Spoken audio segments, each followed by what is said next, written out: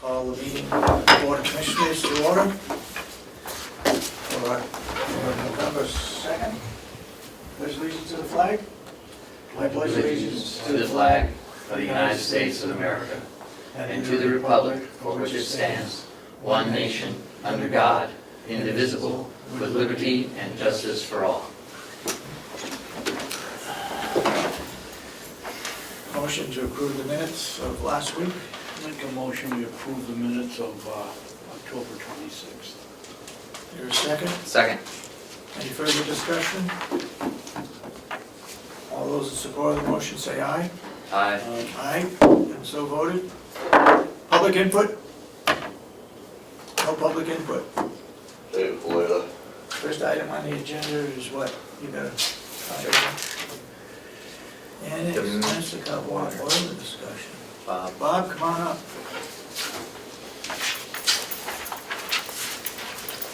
Annex domestic hot water boiler. Good morning, Commissioners. Good morning. Good morning, Bob. Carroll? I have been notified by Train, who services our boilers, that the domestic hot water boiler at the annex is in a state of failure. Its days are numbered. You can't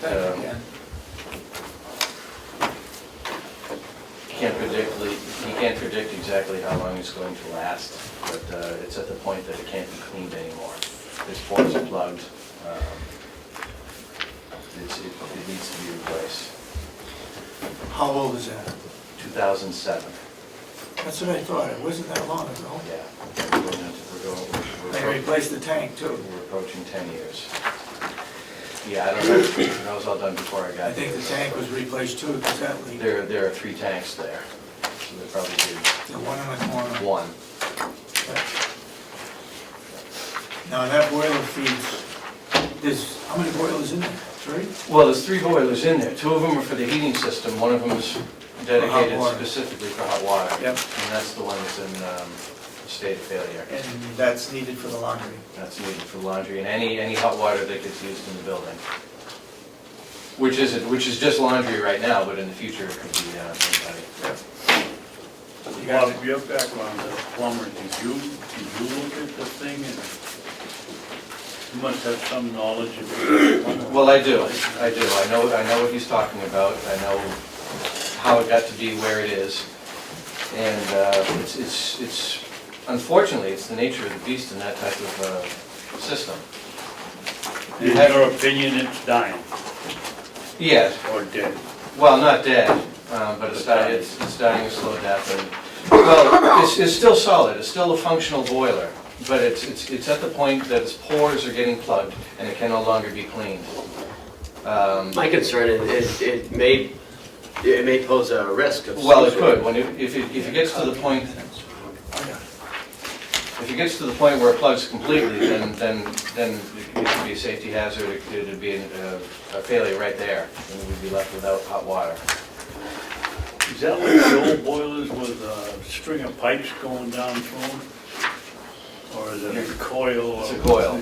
It's a copper fin tube boiler, it's called. So you can't clean that? It's got it's not a matter of brushing. It's been maintained. It's been cleaned every year, but it just keeps getting worse and worse. What happens is you get an inrush of cold water.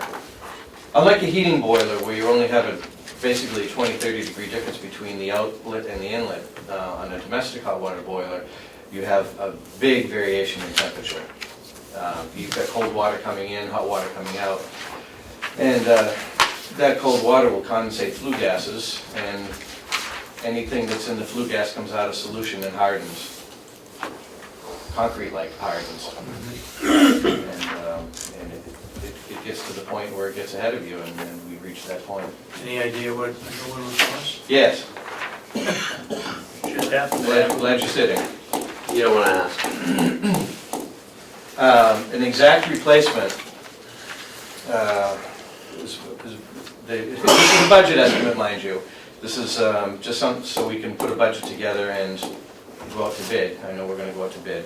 $52,000. That's for an exact replacement. What do you mean by that? Same boiler.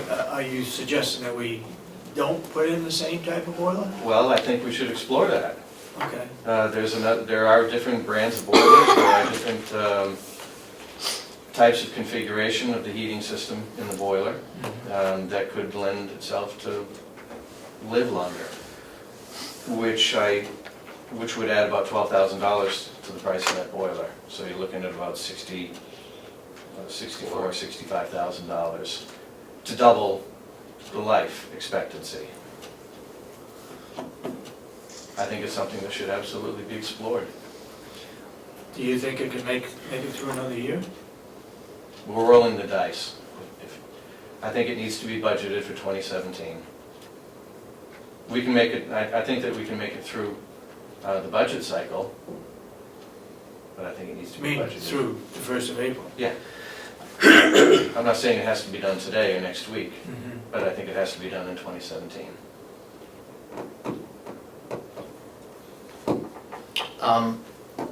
I guess my question is, you said there's 3 boilers there presently, and I'm suspecting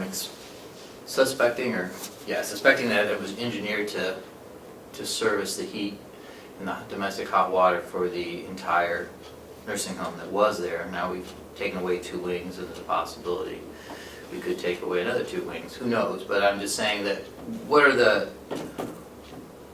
what's the possibility of repurposing the heating and domestic and just using the 2 boilers to produce the heat and the domestic hot water as opposed to adding a 3rd boiler? You'd have to do that with a heat. Replacing a 3rd boiler, not adding. Right. The way you would do that is with a heat exchanger. And we explored that possibility before. I believe that was around $38,000 to do a heat exchanger. It's possible. And what does that do? I mean, It uses the heating boilers through a heat exchanger. You have heating water going through one side, domestic water going through the other side, swaps the heat from one side to the other, and that's your heat source. Yeah, but with the exchanger, you gotta have heat. You gotta have heat from the warmth boiler. Yes. So that means you'd have to run that, either that. Yes. Or It's propane a or much- pellets all day, all year long to use the heat exchanger. It's a much less efficient method of heating domestic hot water. All 3 of those boilers are on propane? Yes. No chips? No pellets? No.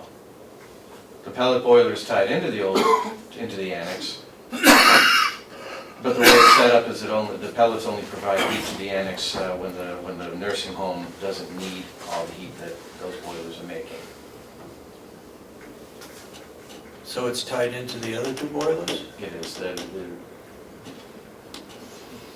Mountain View community and the annex are essentially one big heating system. Yeah. Could the pellet furnace be tied into the hot water? That would mean you have to run it all the Well, time, right? yeah, but you wouldn't want to do that. I'm just asking. Yeah, anything's possible, but we don't want to do that. Do we use a lot of hot water in the laundry? Yeah, they do 8 to 10 loads of laundry a day at about 40 gallons a load. How about a solar system on the roof of the old nursing home? Great for supplementary. But you wouldn't get enough No, juice out of it to heat the water. not for primary heat source, no.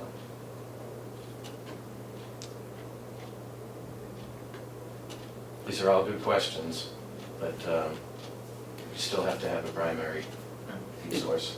it just seems puzzling to me that, I mean, you mentioned about having the heat exchanger and having the boiler on all the time, but, you know, I've experienced systems where the boiler is used and but you still have a hot water tank.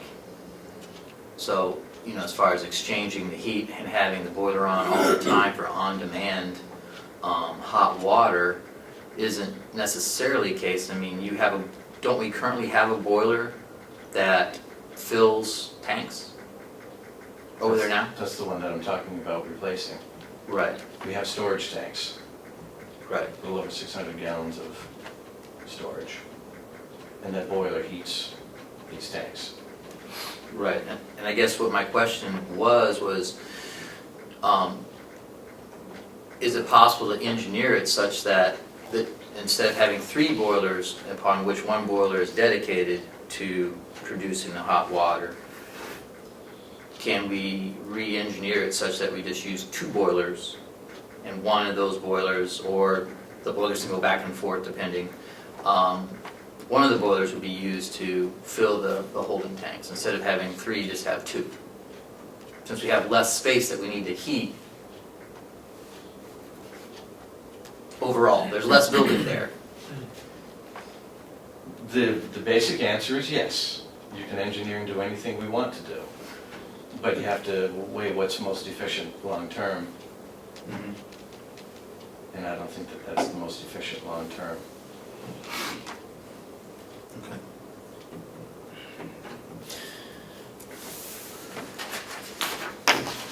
Any further questions? Yeah, not on this subject. So we're looking at 2017 budget. Capital improvement budget. Well, that's No? for you guys to decide. Yeah, I don't know, I'll have to talk to Chuck, because that's another 62,000. 65,000 is installed. Yeah, I think that's a high number. Well, let's get that straight. I think That's just the opportunity to place the bid. Yeah, I think that's a high number. I think we can do it for less, especially being put out to bid. But I want to have that number in the budget to cover any incidentals that, I mean, this is all fresh. This is hot off the press. Yeah, it just happened. This just happened within the last few weeks. So I asked them to come up with a budget number for us. And like I said, I think it's on the high side. I think we can do it for less, but I'd like to have that number in the budget for that purpose. What else could go wrong in the annex? You name it. It's an old building. Did we make a mistake? Should we have torn down the whole thing and put up a new building just for the boiler and the laundry? I don't think so. It would cost us a lot of money. It would Taxpayers a co- lot It of would money. cost a lot of money. And we're utilizing that building for storage that we don't have at Mountain View. Mhm. And on Monday, Bob and I are gonna be bringing White Horse through there. They wanna look at the building. That was a good idea you came up with. I didn't come up with that idea, you came up with that idea. So let's give credit where credit's due. Oh, yeah, And if it goes south, it's all your fault. So there's no problem with a heating system for the building, Currently, no. but could there be? I'm sure it could be, but how long is the other 2 boilers good for? Those boilers are in good shape. You know, I don't want to say that nothing could happen tomorrow, but as far as the Motors could go. as far as the internal condition of the boilers themselves, because they operate under different conditions, they're in much better shape. Yeah. Well, this one here is used all the time. That's the problem. 7 days a week, all day long, Yeah.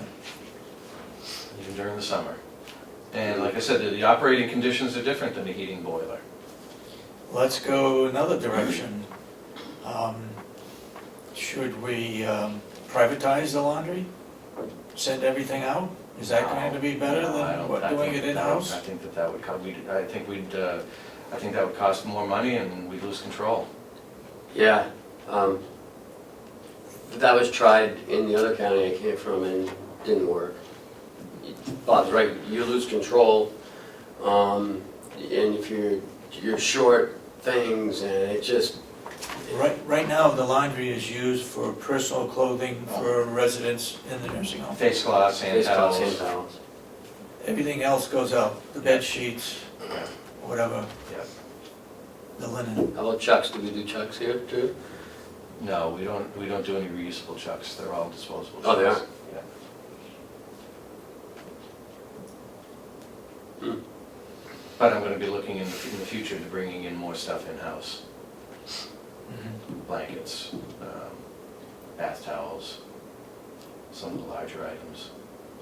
Well, Is, we have that other washing machine now, Yeah. so. is the washing machine at the jail being overused or underused?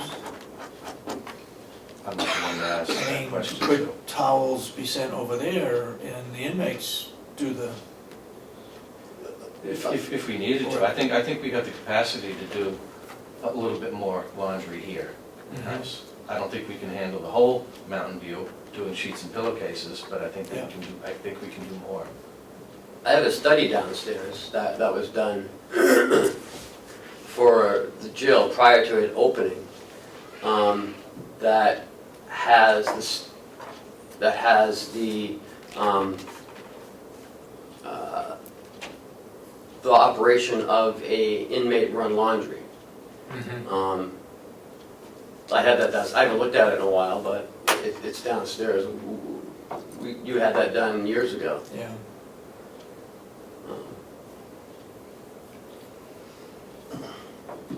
And, you know, it does work, you just gotta make sure you have the inmate labor constantly. I mean, you can't go a day without it.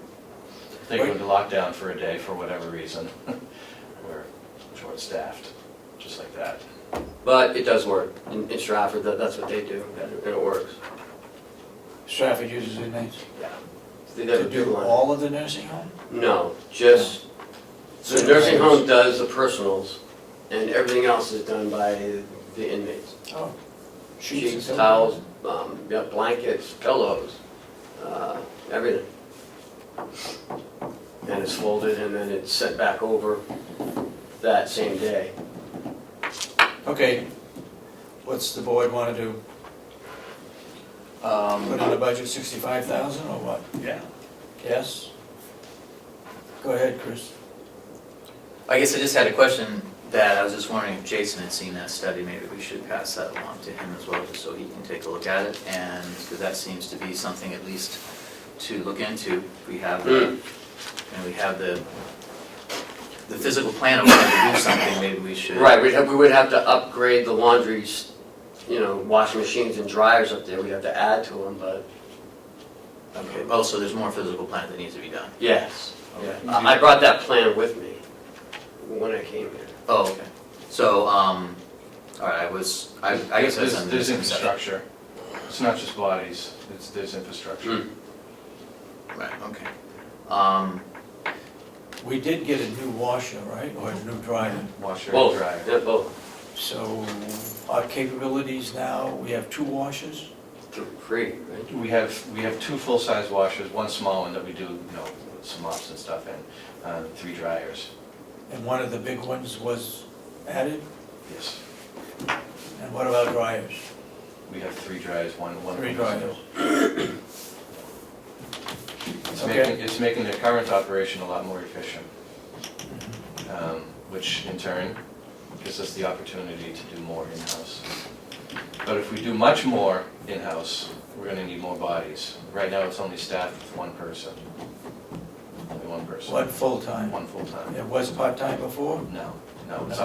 always been full-time. Only full-time? I thought we had 1.5 over there. No, well, there's 1.4, but it's Right. 8 hours, 7 days a week. Oh, So we have one coming over from another department to fill in, right? The 2 days. Yeah. Yeah, it's a 5 and a 2. We have a 40-hour that works just in laundry, and then another one that comes over from housekeeping that's split. She's a 32-hour. She does 2 days in housekeeping, 2 days in laundry.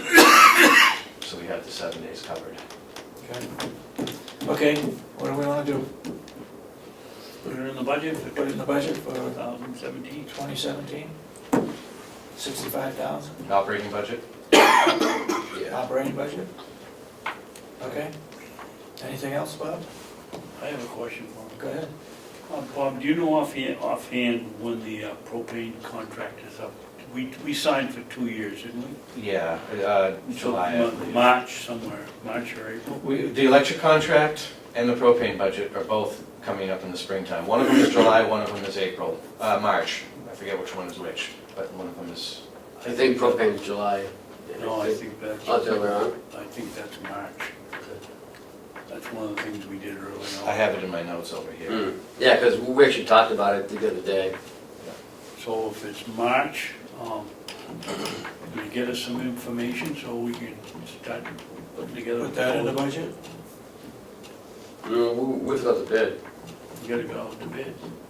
but it is in the budget, we did increase it.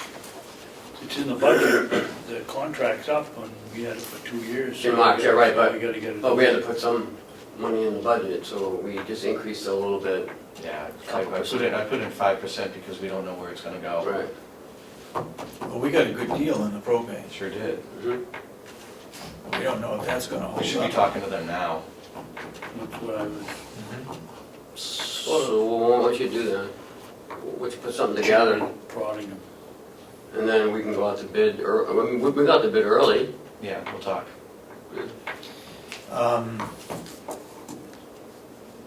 In the previous negotiations, they would only go for a 2-year contract? You bought a fixed amount for 2 years. 2 years, That's 350,000 gallons, I believe. that's the limit? Yeah, That's the minimum. I mean, Well, and it's so volatile, I don't know if you wanna go that far out. Because what if it like really fell out, and then we're still paying, you know. I don't know if we can do any better than oh that. yeah, $1.14.5. But I don't know if they're gonna go that far out at, say it's $1.07, they don't wanna go out 3 years and then, Yeah, I think the administrator brings up a good point. When these utility prices are at lows, then usually if you're projecting far out, then the contract prices are usually inflated to buffer the effects of the company. So, I mean, although for budgeting purposes, it's a great idea to try to get that number, but for price purposes, it's better to get the bids closer to when the contract actually takes place because they have less risk of the volatility of the market, or go for a shorter period or whatever. Yep. You know, instead of 2 years, go for 1 year, but, so there may be some credence to that, but I'm sure that we could get a ballpark idea, Oh, yeah. you know, of what they might be thinking, you know, that would help us. Okay, look into that. Anything else? No. Just- Anything else? Just, Yeah. so we're putting in the 62, 65. 65 for a different type of boiler configuration that's gonna have a 15-year life cycle as opposed to seven. this, yeah, this Yep, 7 to 10. You said 207, yeah, 7 to 10-year life cycle of Yeah, what we they said currently. 7 to 10 on the one that we have and 15 to 20 on another one.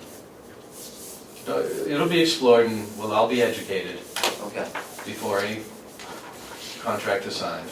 okay, But I have to have a number to move forward. sure, and I understand that, I feel like the whole engineering of it, since the building is going under reconfiguration, that the whole engineering of the situation might be something that needs to be looked at, as opposed to how do we best replace our domestic hot water. It might be, Certainly part of the discussion, but that part of the discussion you have to make because it's the future of the building and how it's used. yes, that is true, but there's a lot of moving parts here. We have the pellet boiler, we have the propane boilers, and we have a smaller overall square footage that we need to heat. So that's the engineers are gonna be able to maybe come up with maybe something that makes more sense. Or makes, maybe, than just, oh, how do we replace the domestic hot water? So how do we utilize the pellet boilers and the 2 boilers that we have with the lesser of the building? Well, are you suggesting that we hire an engineer and look forward? Now, would this be the same engineer who didn't put a laundry in the nursing home? That just baffles me. Right? I don't understand, do you know why they never built a laundry in the nursing Take home? some space. We had one there in the old nursing home. No, That's but, all I know. yeah, it doesn't make sense to me.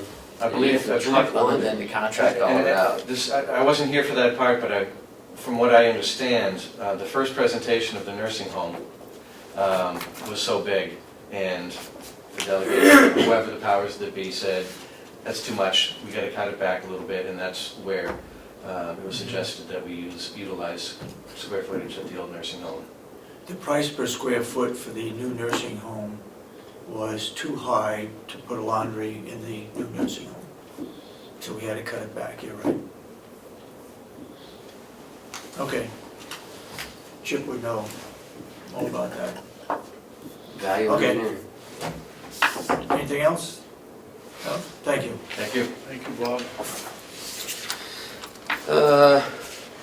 Chuck will be up here in like 5 minutes, so,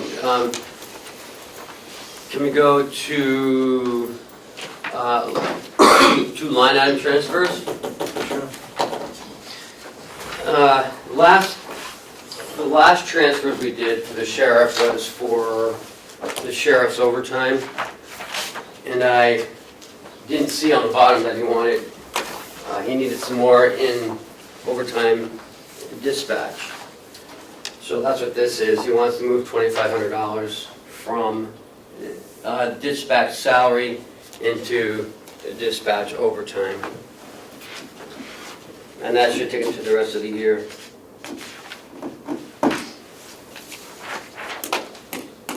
Do I hear a motion? Well, we can look at it too before we sign. Let me see it before. And we here's vote on his it. email. Okay.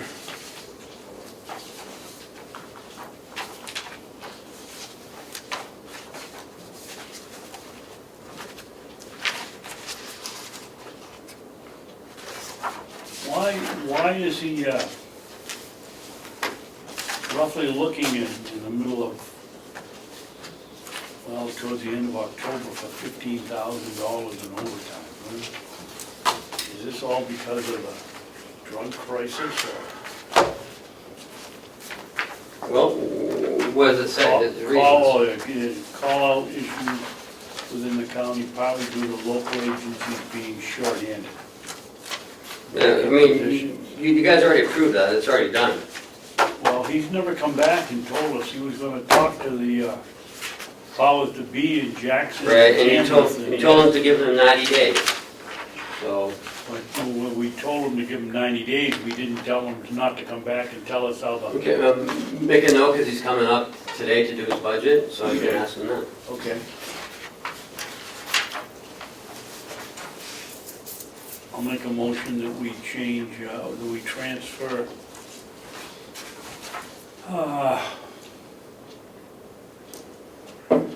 $2,500 from dispatch salary to dispatch overtime. Do I hear a second? All those in support of the motion say aye. Aye. Aye. Aye. So voted. The next one is, we want to move 20,000 for the agreed upon procedures to answer the 12 questions. We want to take it from the accrued benefits, and move it down into the county auditors. Accrued benefits from what department?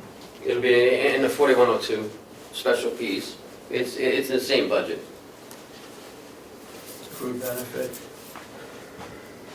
You budgeted 151, Mhm. and you want to move it into Auditors, auditors. which is up the top. Yep. Is there a motion? I'll make a motion that we transfer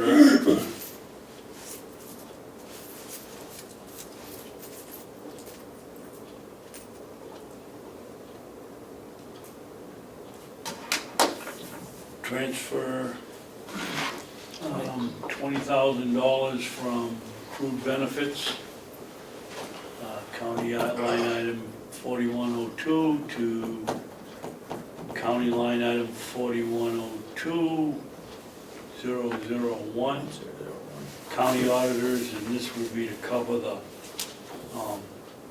special procedures, what do we call it? Agreed upon procedure. Agreed upon procedures. Can we get a second? Second?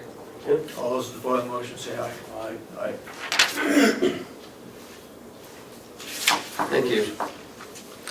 What have we done on that? Are we just waiting to get the approval of the money before we commit ourselves? We have been in contact with the auditors.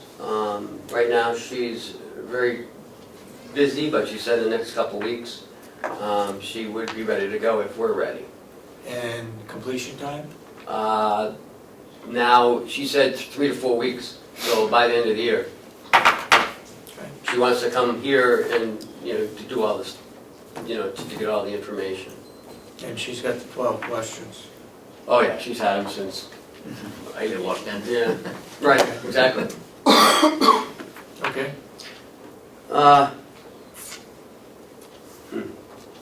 I guess we can review the survey. In your packet, I put together a spreadsheet.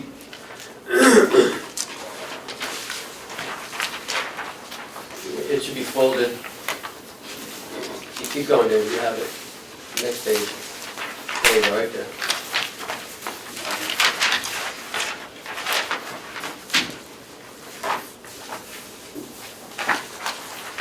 It's right, I think it's underneath your audit. Is that Oh, it? it's right here, okay, I got you. Thank you. So, on the right, you'll see that all the questions, 1, 2, 3, 4, 5, and 6 are on the right. On the left are, in the big column, are the questions. Move over to the columns. The column on the left is the number of responses to that question in number 5, and the percentage is to the right of it. So for example, question 1, quality of care is determined at Mountain View Community by the ratio of direct care staff to residents. How would you rate that ratio to other facilities that you may know? 5 is clearly exceeds other facilities. 4 is somewhat better than other facilities. 3 is about the same as other facilities. 2, not as good as other facilities, and 1 level is inadequate. So we go over to number 1, go across.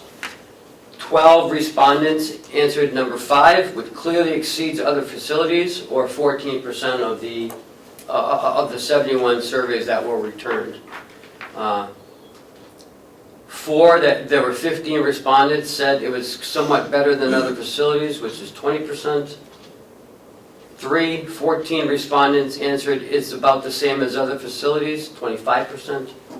7 respondents answered not as good as other facilities, and 9%, and 1 level is inadequate, 13 respondents, or 16%. 10 respondents had no answer, which makes up about 14% of the respondents. So overall, 25, 45, 59%. said it was better than average. Right. Average or better. Yep, average or better. So 20 respondents thought it was less than adequate, Yeah. and 10 didn't bother to answer that question. Number 2, access to managers and administration is important. How do you rate that access? Again, we go over to number 2. 15 respondents answered number 5, access to managers is easy, which is 20%. 13 respondents answered number 4, access is better than other facilities. 3, 19 respondents, access is about average.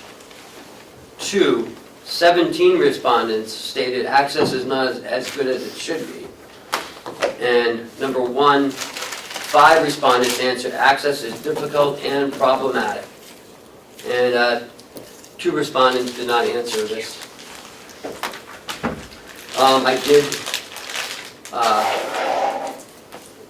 I did meet with Howie to go over a lot of these responses, so he's aware. Kenny? Yep. The only question I would have, and again, I would encourage my associates here to read those things. I've read every one of them, and they're very enlightening. More detail than what you're talking about now. Oh, Yes, some have answered 3-4 pages. you can't even get an idea of what's here and what's there. Okay. But the only thing on question number 1 that bothers me is many of them answered adequate or inadequate or however their answer go, but then they go on to say, I've never worked any other place. Mm-hmm. So I don't know how beneficial, How valuable that is. how valuable the answer is on that question in particular. Well, I mean, yeah, I wish, how do they feel about the we'd- ratio? I wish we'd put a box on that one that said, have you worked another place? Yes or no, and then had the answer. What we're doing with this too is, I met with HR yesterday, and we went over this. I had asked her to read some of these too, to get a better idea of how people are thinking over there. And we're gonna do another one in January, and we're gonna kind of break these ones out into more Detail. finite answers. I mean, more finite questions to get better, better information, a little more detail. Like number one, say, did you work someplace Yeah. else? But for the most part, it's question 3. How do you rate pay and benefits as compared to similar positions in other facilities? So 3 people said that pay and benefits significantly exceed others. 6 people said pay and benefits are above average. 17 people said pay and benefits are average. 25 people said pay and benefits are somewhat below average. And 15 said pay and benefits are significantly below average, and 6 did not answer. What a lot of people did was they would circle pay is inadequate and benefits are above average. So we're going to break that one out and narrow it down to even more a little more finite answer. Then we question 5 is interesting because we get a lot of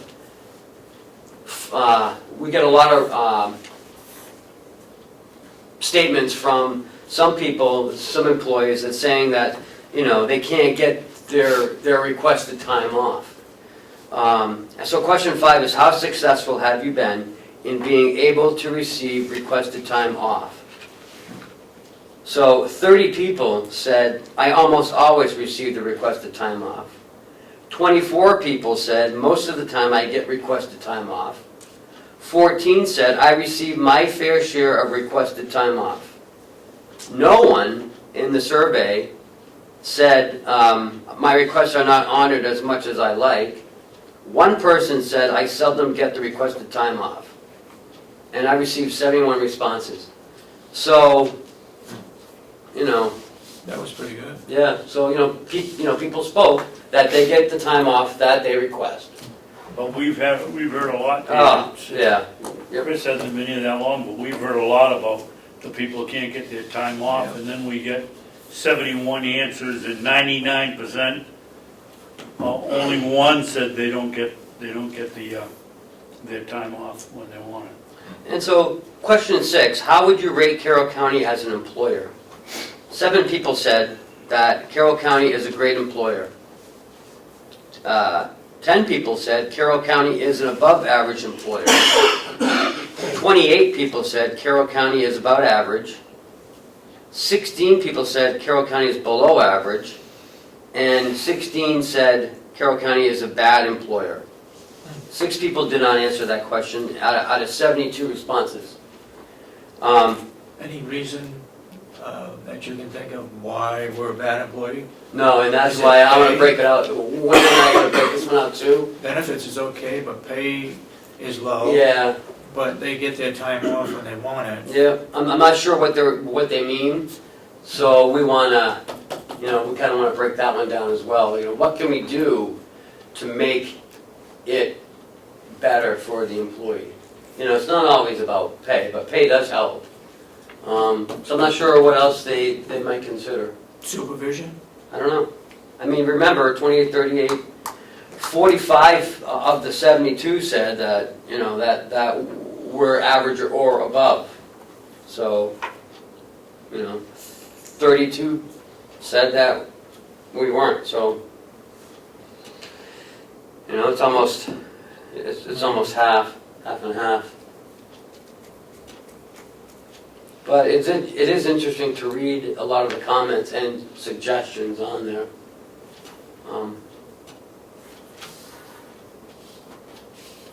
So I'm glad, we did it. It shows, what we need to work on. Did you skip number 4 on purpose? Oh, no. 4, how do you rate how well the union represents the interest of its members. 12 people said the union does a great job representing members. 6 people said the union does a good job. 14 said the union does an average job. 22 said improvement is needed. 12 said the union does an unacceptable job representing members. And 5 didn't answer. You don't know, though, who filled this out, whether they were union members or non-union, right? No, no.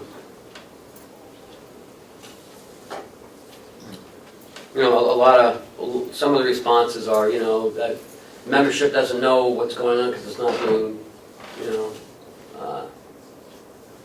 passed down to the members, and they feel a little disconnected. I don't know when they have elections either. How about, you know, it's none of our business because it's a union business, but do they ever have any minutes when they have these meetings? I don't know. My concern would be, do they have meetings? Do they have election officers? Well, that was the question. I guess that goes along with Ken's question, when do they have them? Because a lot of the comments is, you know, they don't know when the elections are, or I don't know. But I'm glad we actually did it, because it really told me how they think over there, you know, as far as being an employee. And some are long-time employees, and some are new, and some of the per diems answered, you know, so. So 72 returns out of how many? I sent out about 185. So that's not too bad for a survey. That wasn't mandated. It was, you know, I left it, you know, if you want to fill it out, great, it'll help us. If you don't, you don't have to. One person did put their name on it. 2. Oh, 2 did. 2 people put their name on I it. think they deserve extra credit because for standing up what they believe. They put all and not 5s. being, Ken, why on This is the my payroll number. last question 6, we got 72 answers, and 3, 72. I don't ever remember reading any in there with only 2 answers to the survey. I got 72 surveys back. Some people didn't answer all the questions. So I just put, Okay. Total answers. right, Okay. total answers, right, total answers. So, a number that I think that would be helpful, but, I mean, certainly this is extremely helpful by breaking it down, how many of its answers, but an aggregate score for each answer would I think also be helpful to get like an overall total. You know, yeah. like we do on the evaluations. Yep, So you can say, okay, on this answer, we scored a 3.8. okay, You know, that might give some information, you know, that's a little easier to see than trying to extrapolate it in our heads. mhm, But like question number 1, I mean, it's just interesting to see the spread. mhm, Because question number 1 is almost like a perfect bell curve. I mean, it's interesting how that one, you know, there seems to be a normal answer spread, whereas some of the others where they go up and down, like number 4, is like everybody really focused on number 2. You know, you really get that feeling that became very centric and not so much on, you know, where they really hated it or didn't like it. So that you know, I guess so that was extremely helpful. So we got a 38% return, is that right? That's about right. 70, 185. Oh, 210 would have been 30%. Yeah, There's 180, so it's 10% every 18. yeah, So that sounds about right. yeah. Which is good for, I mean, they say, you know, if you get, you know, 20%, yeah. No, it was great participation. We should thank them overall. Just, I think there's an interest in improving things there. Yep, and I want to have, you know, maybe like a quarterly open meeting with them. If they have any questions, concerns, so I get, but people don't like to speak out They in don't like large to do groups, that, no. so, I don't know. I think if you can focus in on that in January, Yeah, it might be even more helpful than to do an open meeting. yeah. In your As a pack- result of that, one is that you're gonna do another one in January. Yep, Anything else? You shared it with the administrator over there? yes, yep. I do want to put it into a format, put it on the website so everyone can see, And This- post it over there? Yeah, yeah, This is good information, but the essence of the whole thing is in what the people have said here, because one person wrote 2 pages on one question. Yeah. And And this is practically insightful every stuff. one of them has on the comments, somebody has written something, Yeah, and you can get a flavor from that. You can almost say the people that said that it was a lousy place to work have a negative. I mean, these people really took the time to, Wow, they should definitely be thanked for filling that out. well, and I'm not taking it lightly. This suggestion was brought to me by an employee over there. Oh, no. Great suggestion, so I acted on it, and I'm glad I did. I received some really good feedback, which, we can use to move forward. Good. In your packet is our fund balance policy. In the audit, it said that we should come up with a fund balance policy. That was one of the recommendations. And this is it. Chuck has been working on it and just gave it to me the other day for you guys to review it. Chuck, did you want to talk about it? This is a compilation of fund balance policies from other counties and towns and cities. I took what I thought were the best points out of each one, compiled one that applies to the county. Bottom line is that because of the funding structure that we have, my recommendation is that we have a funding policy that covers 3 months' worth of expenses, similar to Rockingham counties.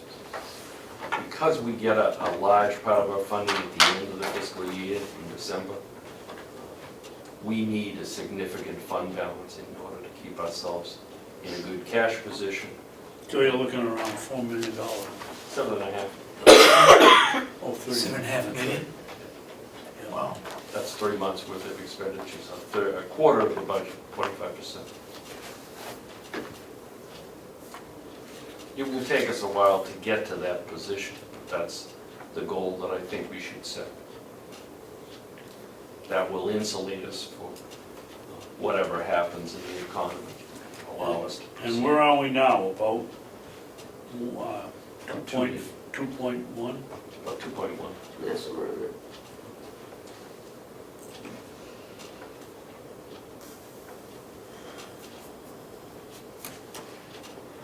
Any money taken out of the fund balance has to be approved by the delegation, Correct. any and all. Correct. I see you Recommendation got of the committed. commission is approval of the delegation.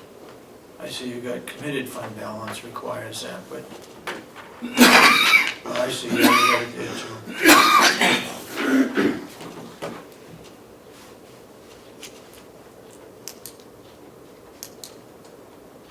So I would ask you to look at it and think about it, and we'll ask for action at a later date.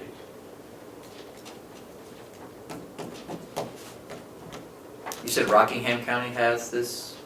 Similar fund balance. Took a large part of this from theirs. But they recommend a 25% operating. They were at 3 months, which is essentially 25%. Mhm.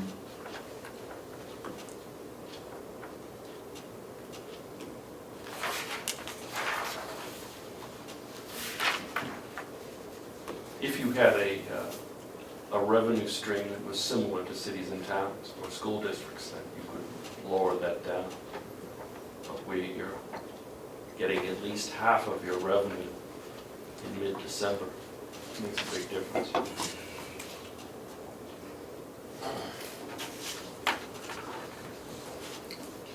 But it's just, you know, from the information that we received from the DRA, they've recommended, you know, somewhere between 10 and 15%, and you're recommending 25%. That seems to be a lot higher. Yeah, there's So 10 at to first blush, I 15%. find that number a little, Yeah, I'm taking I- a little I back agree. on that number. I agree with you, but their recommendation is pointed markedly at towns who are collecting at least twice a year, and some of them collect 4 times a year. Mhm. So that makes a huge difference. Okay. What we'd like to try to avoid is the TAM, because we're spending $250,000 in interest on that. So if you can get away from it or reduce it, then you're reducing your cost overall.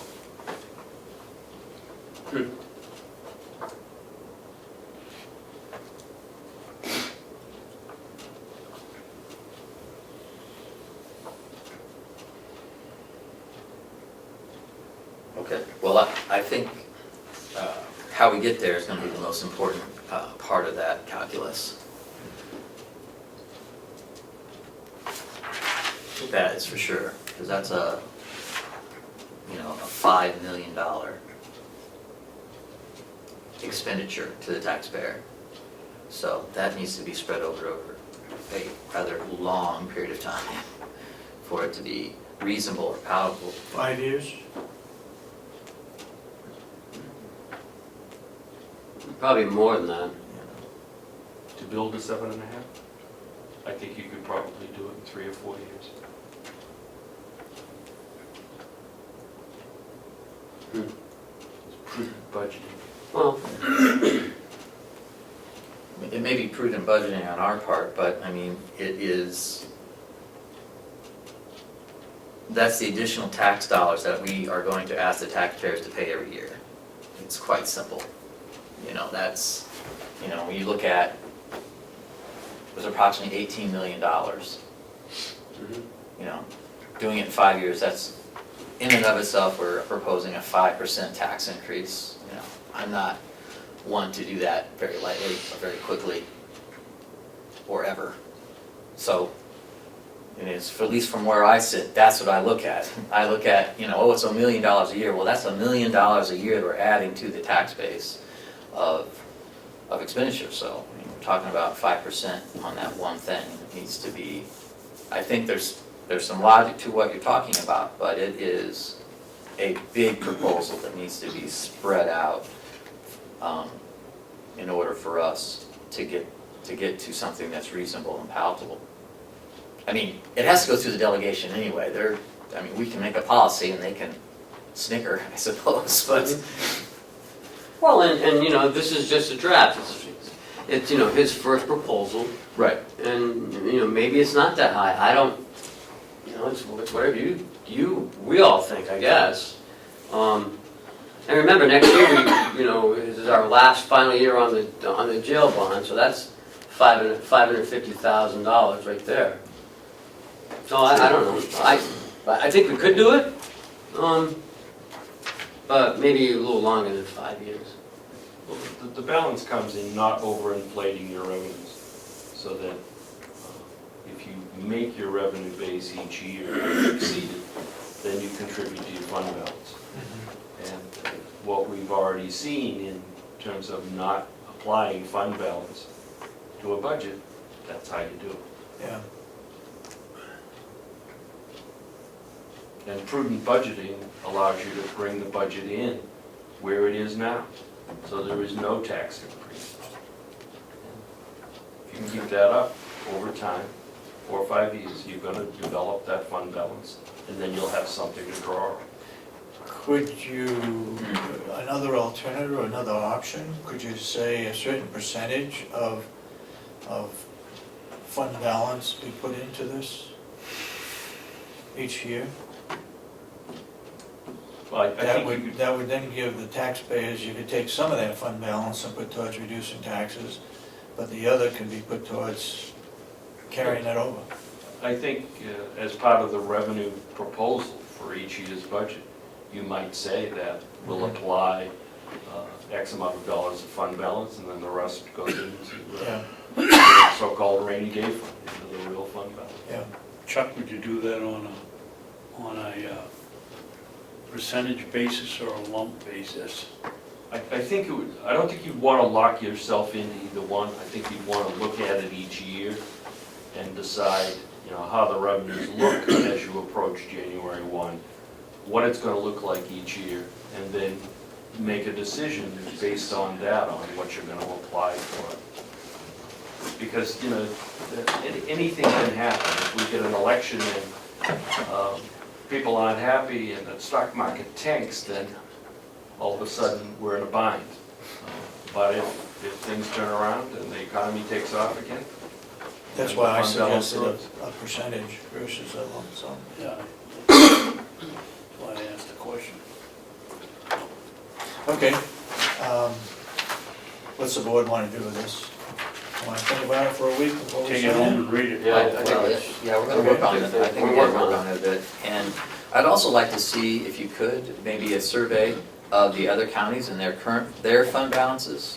I'd like to get a little better handle on exactly what all the fund balances are in ratio to their expenditures. I think that's maybe good knowledge, and it's public record. Yeah.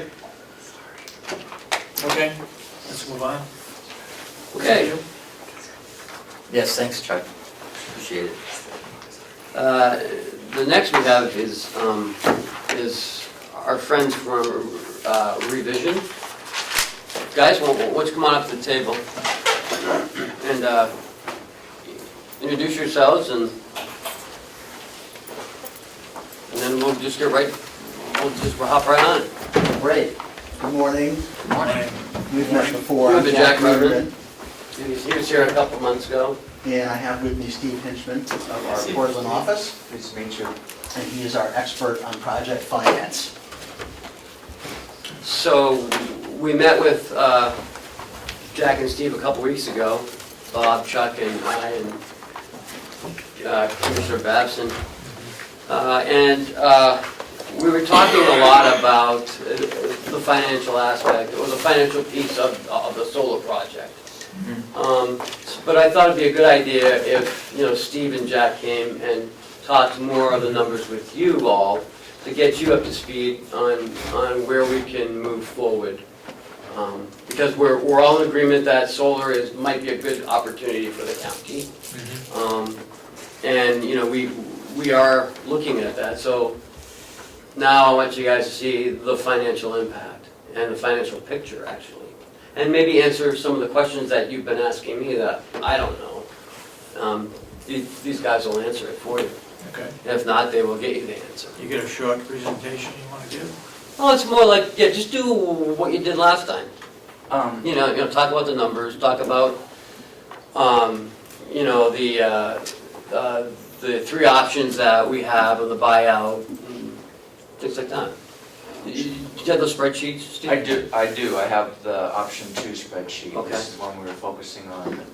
Let me preface by saying I have my computer and a projector with me, and I can put the spreadsheet up on the wall, and we can actually, if you say what happens if, I can change parameters and show you what happens if. So if we get to that point, I'm happy to, it's a dynamic model, and I'm happy to bring it out. But if you, none of us need another PowerPoint in our lives, so. We'll start with what you've got. Okay. There's 4. Do you have enough copies? I've I had got- mine from last time, has it Okay. changed? No, I purposely didn't change it, so, there's 4 Thank you. there. Maybe one for these guys, you and I can share. I've got one Oh, more. you got one still. So when you think about financing solar for public entities, you have to remember that the federal federal renewable energy incentives are tax-based, and so non-tax-paying entities like a county are ineligible.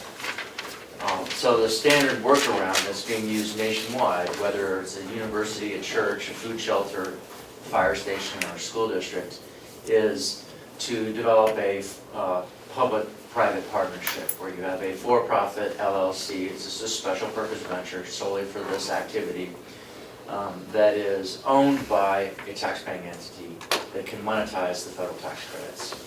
And with that partner in place, then you can use what's called a power purchase agreement, in which the county would lease, really license, not lease, lease is the wrong word, license the LLC to use the county property to finance, build, own, and operate a solar array. The county would commit to buying 100% of the solar energy production at a negotiated price. And that price, obviously, you want it to result in savings to the county budget. The investors will recoup their investment through the federal tax credit, through accelerated depreciation, through sale of energy, and through sale of renewable energy credits. And the county will be looking to save money through reduced energy payments. And so you can set that up, and a typical term would be about 20 to 25 years with 5-year extensions for that kind of arrangement.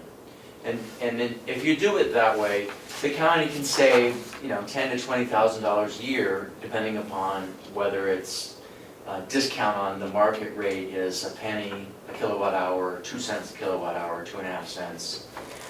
So that's the type of savings that you can accrue through a normal, straightforward PPA. The other option is to design a power purchase agreement where the county's goal is to acquire the solar property as soon as it can without triggering a recapture of the federal tax credits, which is the whole reason we're doing these legal gymnastics. So the recapture period of the tax credit is 5 years, and the 5-year depreciation is 6 years. It's government for you. So generally, the first year the county would become eligible to acquire the property would be day 1 of year 7, after 6 complete years of operations. And so in that type of PPA structure, what you're looking for is try to design it where the county can acquire the solar array at the lowest cost, and also at a cost where whatever the county's source of capital is, its energy savings exceed its debt service. So that the solar array would pay its own freight, it would pay for its own burden on the taxpayers, plus save a little money, and as soon as that acquisition cost, however that's funded, is paid off, then it's essentially free electricity for the remainder of the commercial life.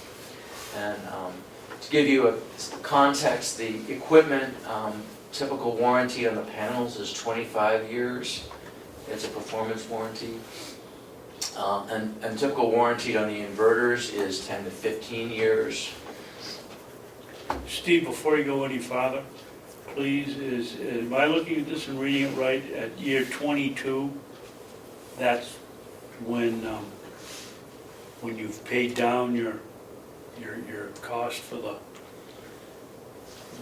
array? That would be if the project was financed with a 20-year loan. Oh, okay, okay. So the date it's paid down really depends upon how you source the acquisition money. Okay. But yeah, in the model you're looking at, we're using federal rural utility services resources to finance the project, and the county would, on day 1 of year 7, if it acquires the LLC, the county becomes the borrower, so the county is then servicing the note. And because you're looking at a federal program that's designed to help rural communities with energy, you have extremely low interest. It's right now it's Treasury plus an 8, so right now it would be under 200 basis points or under 2% interest on a 20-year note. So that is that fixed?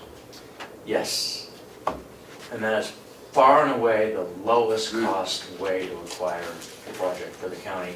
And what's nice about that one, there's 2 things. One is that it's set up from the start with rural utilities, which is part of the U.S. Department of Agriculture, anticipating the county is going to step into the LLC's shoes partway through the project.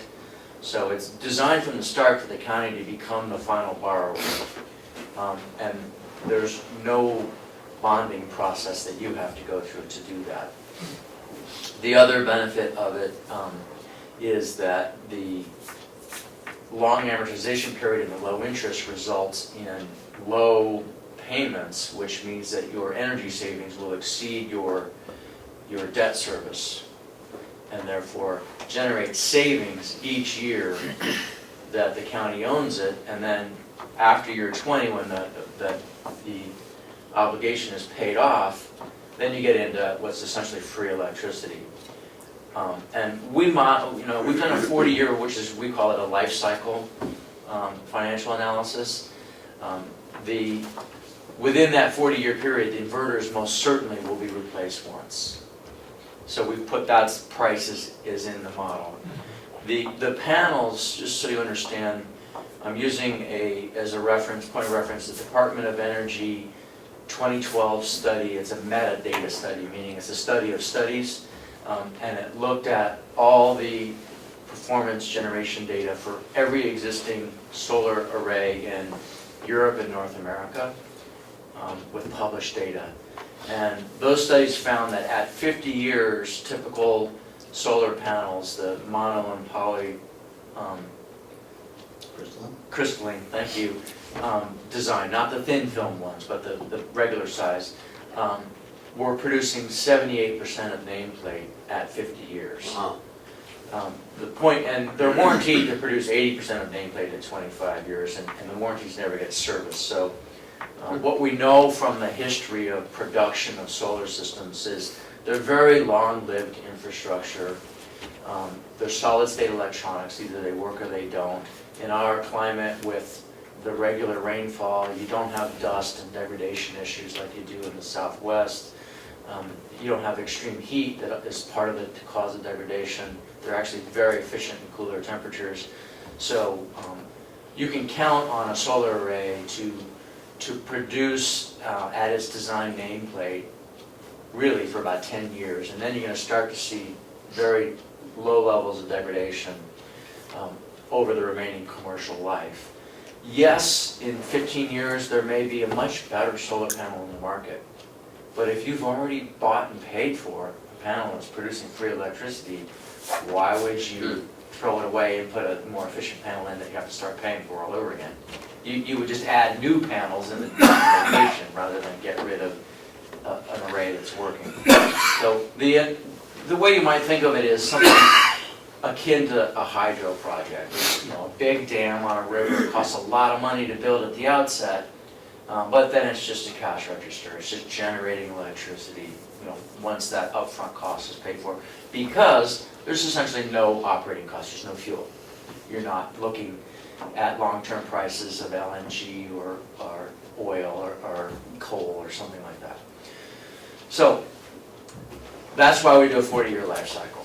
And we've tried to capture the regular O&M costs in that. We've tried to capture your interest and cost of ownership. We've tried to capture the inverter replacement and put that into the spreadsheet. And how about any deviations in sunlight? That's a good question. So as you look at our spreadsheets, the column on the left is the solar kilowatt hours, and you'll see that in year one it's 1.042 gigawatt hours a year, or 1,042,000 kilowatt hours a year, and then it starts to decline. So we've modeled in a 0.5% degradation rate in production starting in year one. But that's based on, I Panel don't know what the performance. term would be, but Yeah. a regular That's sun. That's right. That's on a standard weather conditions. Okay. And so my first point is that our modeling is conservative because we know from experience that's not what actually happens. The degradation rates are less than that. The second point would be, if you look at the assumptions, you'll see that combined project size is 845 kilowatts of capacity, and that will generate 1,237 kilowatt hours per kilowatt per year. So that is the number, Mr. Babson, that you're thinking about. That reflects average weather conditions. Okay. And in any given year, you're going to deviate plus or minus 5% from that number, depending upon if it's a wet year or a dry year. This year, exceptionally productive for solar, so we're averaging 5% over. Last year was wet and dark, and we were like 3 to 4% under across our region. So over 20 to 40 years, the average production will generally apply. In any given year, you're going to have fluctuations. We discount, there are several ways to model production, one of which is developed by the Department of Energy. It's called PV watts, and it's in widespread use. PV watts? It's called PV watts, PV for photovoltaic watts. We've used that for a long time, it's very good. But as more and more solar's been developed, there's been private software that's been developed that's much better. It has more geo-specific data, and it also is better able to take the inputs for project-specific information, such as the tilt of the array given the latitude that you're at, or the angle on the compass, a snow penalty,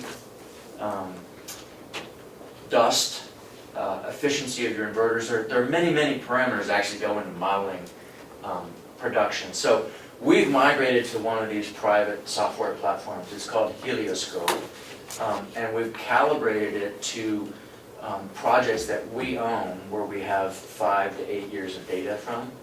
And so we think our projections on this first column, starting with year 1, are pretty accurate. They're as accurate as we can make them. And it's from a more expensive private software platform calibrated with real data, with locational specific information from the actual design our engineers put into the project. But you're definitely going to see years where it's high and years where it's low. And one point to keep in mind is that the county would only be paying for the actual generation. So it's all metered, and if we have 2 weeks of rain and there's minimal production, then you're only getting billed for whatever minimal production is, there is at that time. Until you own it. So in the first 6 years, you're just buying, as Jack says, you're just buying the electricity on a kilowatt hour basis. If you buy the array, you get whatever the array produces at that point. But at that point you'll have 6 years of data. You'll know whether or not you believe in the project or not. And the purchase is an option. It is not required. Stephen, so the 1,042,000 kilowatts, that's with your program and the anticipated production here? Yes. Okay. And how accurate do you think that's within 5%? Yeah, plus or minus 5%. And that's what you said, the software? That's what we're getting. That's what we're seeing Okay. from. And let me just back up a second and say that this concept, the power purchase concept, is being used nationally for every solar project being built for nonprofits and government. Whether it's the federal government, so the big arrays on Department of Defense property out in the California desert, they're done with PPAs. The big arrays for the university systems in Massachusetts, down in Amherst, they're done with PPAs. Isn't there a sunset on this government program? Yes, the tax credit it was extended till the year 2020, and then it starts to drop down. But the tax credit is taken in year one, the year it's the commission. So let's say we build this in 2017. We're not worried about the tax credit sunsetting because we will have already taken advantage of it. So PPAs are being done nationwide. So, excuse me, so Go ahead. you take the tax credit the first year, That's right. the entire tax credit, 30% of the installed cost of your basis. 30%. And this is why we do PPAs. Otherwise, you just buy it outright the way you pay for a building or a car. But it makes sense for you to enter into a power purchase agreement because the partner, the LLC, will be able to monetize the tax credits, and that's going to shave down your acquisition cost so that when you do buy it, we've shaved 40 to 50% of the total cost off, so that when you do buy it, the price is low enough that your debt service on that price is less than your energy savings, so that the whole idea is the project will pay for itself every step of the way. The county will never go into the red in any one year, and over the life of the project, it'll generate substantial savings for the county budget. That's the financial design that we're playing with. So it's designed that your generating costs are More than the debt. less than your debt for building it is less than the energy The value. savings or the Yes. value that you're gonna Right. get out of Right, and it. So you can never theoretically lose money. well, let's say instead of borrowing money to pay for it on day one of year 7, you took it straight out of your budget. Well, then you're in the red because you paid 100% on year 1. Or even if you had a 5-year loan, then your loan payments are going to be higher than your energy. So the trick is to design it so that your amortization schedule combined with the interest rate, combined with a lower purchase price, that all those factors combine to get you so that your annual energy savings exceed your annual debt service. And Revision Energy has built many, many PPAs around Maine and New Hampshire on fire station roofs and elementary schools and soup kitchens and YMCAs. We would love to have enough tax appetite to build a $2.5 million project out in your fields. We're not that big. We don't make that much money. We don't owe that many taxes. We can't do this ourselves on our tax appetite. And for that reason, we have to bring in an investment partner. A tax equity investor is what they're called. And you see these, you're probably familiar with it, and you have taken advantage of it in low-income housing, for example, and other historic tax credits, other activities going on in the county. We have no liability for this until we own it? That's right. Until and unless you buy it. So where I'm going with this is the revision what we would do is we would negotiate with you the terms of a PPA contract that meet your goals, and that because we build these for ourselves, we build these for others, that we think we can go out and sell into the market. We'd agree on those terms in a power purchase agreement, and that agreement would give us 12 to 18 months to go out and bring in the tax partner to build the project.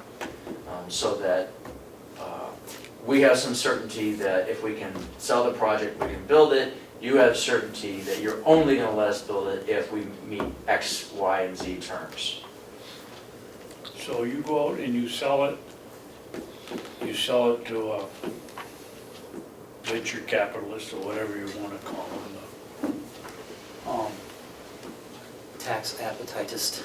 Tax appetite. Now, what was I gonna say? Oh, but you retain the right to build it?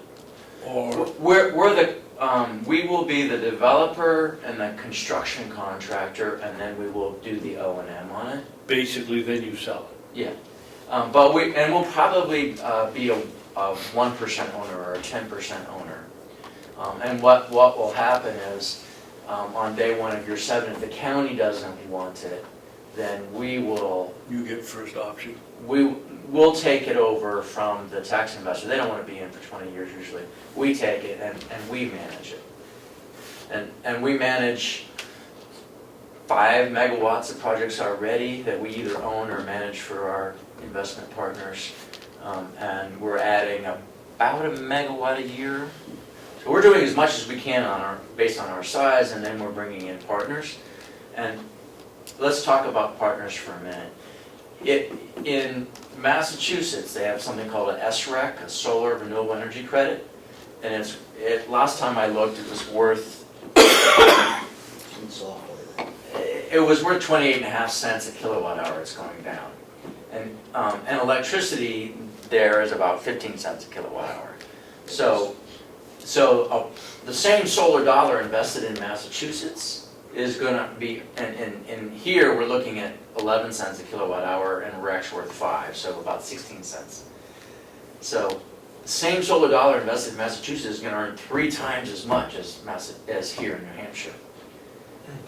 And so you're seeing the venture capitalists and the investment banks do these projects.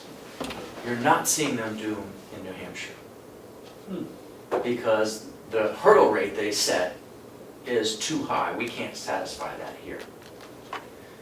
And so what Revision has been able to do is, one, we do them ourselves on our own tax appetite and settle for a lower hurdle rate because we're generating activity for our business, and that's good for us. And the second type of tax investor we go find is somebody that has a reason to do business in New Hampshire. And there are some, there are not a lot, that they want a project in New Hampshire. It brands them as green. It gives them a little bit of a tax shelter. It helps them with maybe name recognition or other values they're looking for. And the third type of tax investor is somebody who wants to help transition our region from high carbon fossil fuels to sustainable, emission-free, renewable energy. And when we designed this project, what we designed it for is to try to find that sort of place-based, mission-driven impact investor.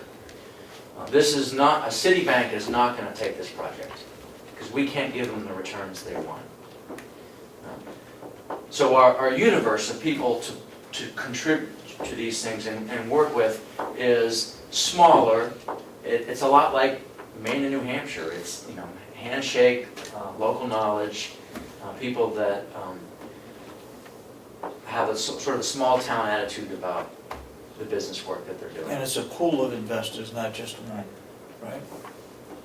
Probably not. Probably it will be, there's a chance it'll be a pool, but probably it'll be a single entity.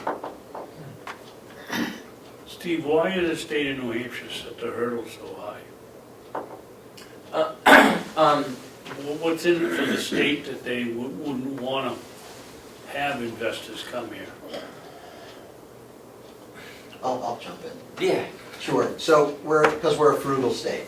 So We're a frugal county, believe me. I know, absolutely. So we do have some of the same incentives here, the same type of incentives as they have in Massachusetts or Vermont, but ours aren't as generous. And they sort of, they're just enough so that some projects can be viable. There are projects here that would be easy to build in Massachusetts or Vermont and to have a positive cash flow that don't make it in New Hampshire. So we're pretty discriminating. We look hard for opportunities like this one where the economics are favorable both for us and for the customer. But bottom line is our incentives are kind of lean compared to some other states. Great. And for it to work, then it has to be a good deal for you and for the investor and something we can live with. And, you know, to be honest, our goal would be to build this in Q1 or Q2 when our crews aren't so busy. And that way we can do it at the bare minimum, make the project work, but it's good for us. So that's how we pull these projects off.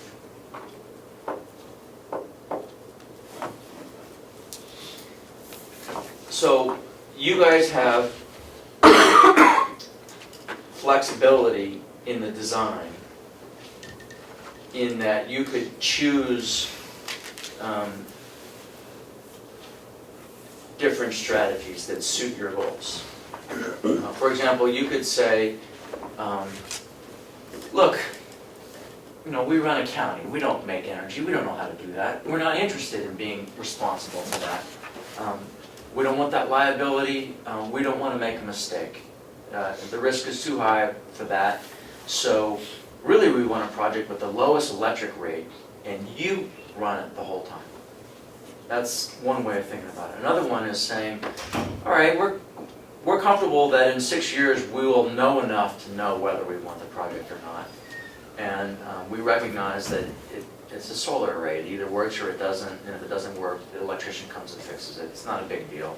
The parts are small and interchangeable, plug and play. So if a panel is broken, you swap out a new panel. If one of the inverters is broken, you swap out a new inverter. We can operate this. It's no different than a nursing home or a jail in terms of complexity. In fact, it's a lot simpler. So we understand that risk. We think we'll be willing to take it. So we want a design that gets us the lowest purchase price or the most advantageous financing structure for that purchase price. And we're willing to ride at market rates until then. In other words, we'll keep it revenue neutral in the years 1 through 6 because we're striving for the lowest purchase price later. So one of these, the one I just passed out, you'll see in years 1 through 6, we use the exact same assumptions for electricity, which is 11.08 cents a kilowatt hour, rising at 2.5% a year. That is the exact same price in the PPA proposal. So that's what's called revenue neutral, in that the county is neither saving nor losing money. It's just marking time. And that gets you to an acquisition where you're assuming the remaining debt and paying a transaction fee on the buyout. And you start off in year 7 with a savings, and then you, throughout the remaining of the project, your savings accrue fast. And I do want to point out, look at the column called RECs, Renewable Energy Credits. It's blank through years 1 through 6, and then it has $25,290 in year 7. So a REC, New Hampshire also has RECs. They're lower value than Massachusetts. And we've modeled them at a very conservative price, $25 a megawatt hour, or 2.5 cents a kilowatt hour, for 7 years. The current REC price is 50, and the legislative term for RECs is 10 years. So it's a very conservative number. It's highly likely that you'll see a higher value from RECs once you own it, and then it'll go out later in time. We want all surprises to be happy surprises, so we have sort of tried to model it conservatively. So that's what I mean when I say that the model's here, and we can adjust it dynamically so you can see the impacts of different assumptions. But anyway, you could say, and you can, I would describe 2 things. One is a long-term PPA where you're just buying the electricity, you're taking no risk, and your only risk is that it's the bet on what the energy markets are going to do. And you say, we think energy is going to increase in cost over time, from inflation, if nothing else, and so we're going to shoot for a low cost at the outset, a low escalator, and we'll generate savings without taking much risk. That's one strategy. The other side would be, we think we're going to want to buy it, and so we want to try to get that cost as low as possible and get our long-term savings as high as possible. That's another strategy. In the middle would be one that says, let's get a modest discount in years 1 through 6 that'll continue, and then let's also have an option to buy it. And with that option, we then we know we'll have some savings if we don't buy it, and if we have confidence in the technology and the installation, and we choose to buy it, then we can start to get the big savings. Because the real savings accrue if you own it, not if you're buying electricity from it. So those are sort of the design choices that you have. And my suggestion would be that if you want to go forward, that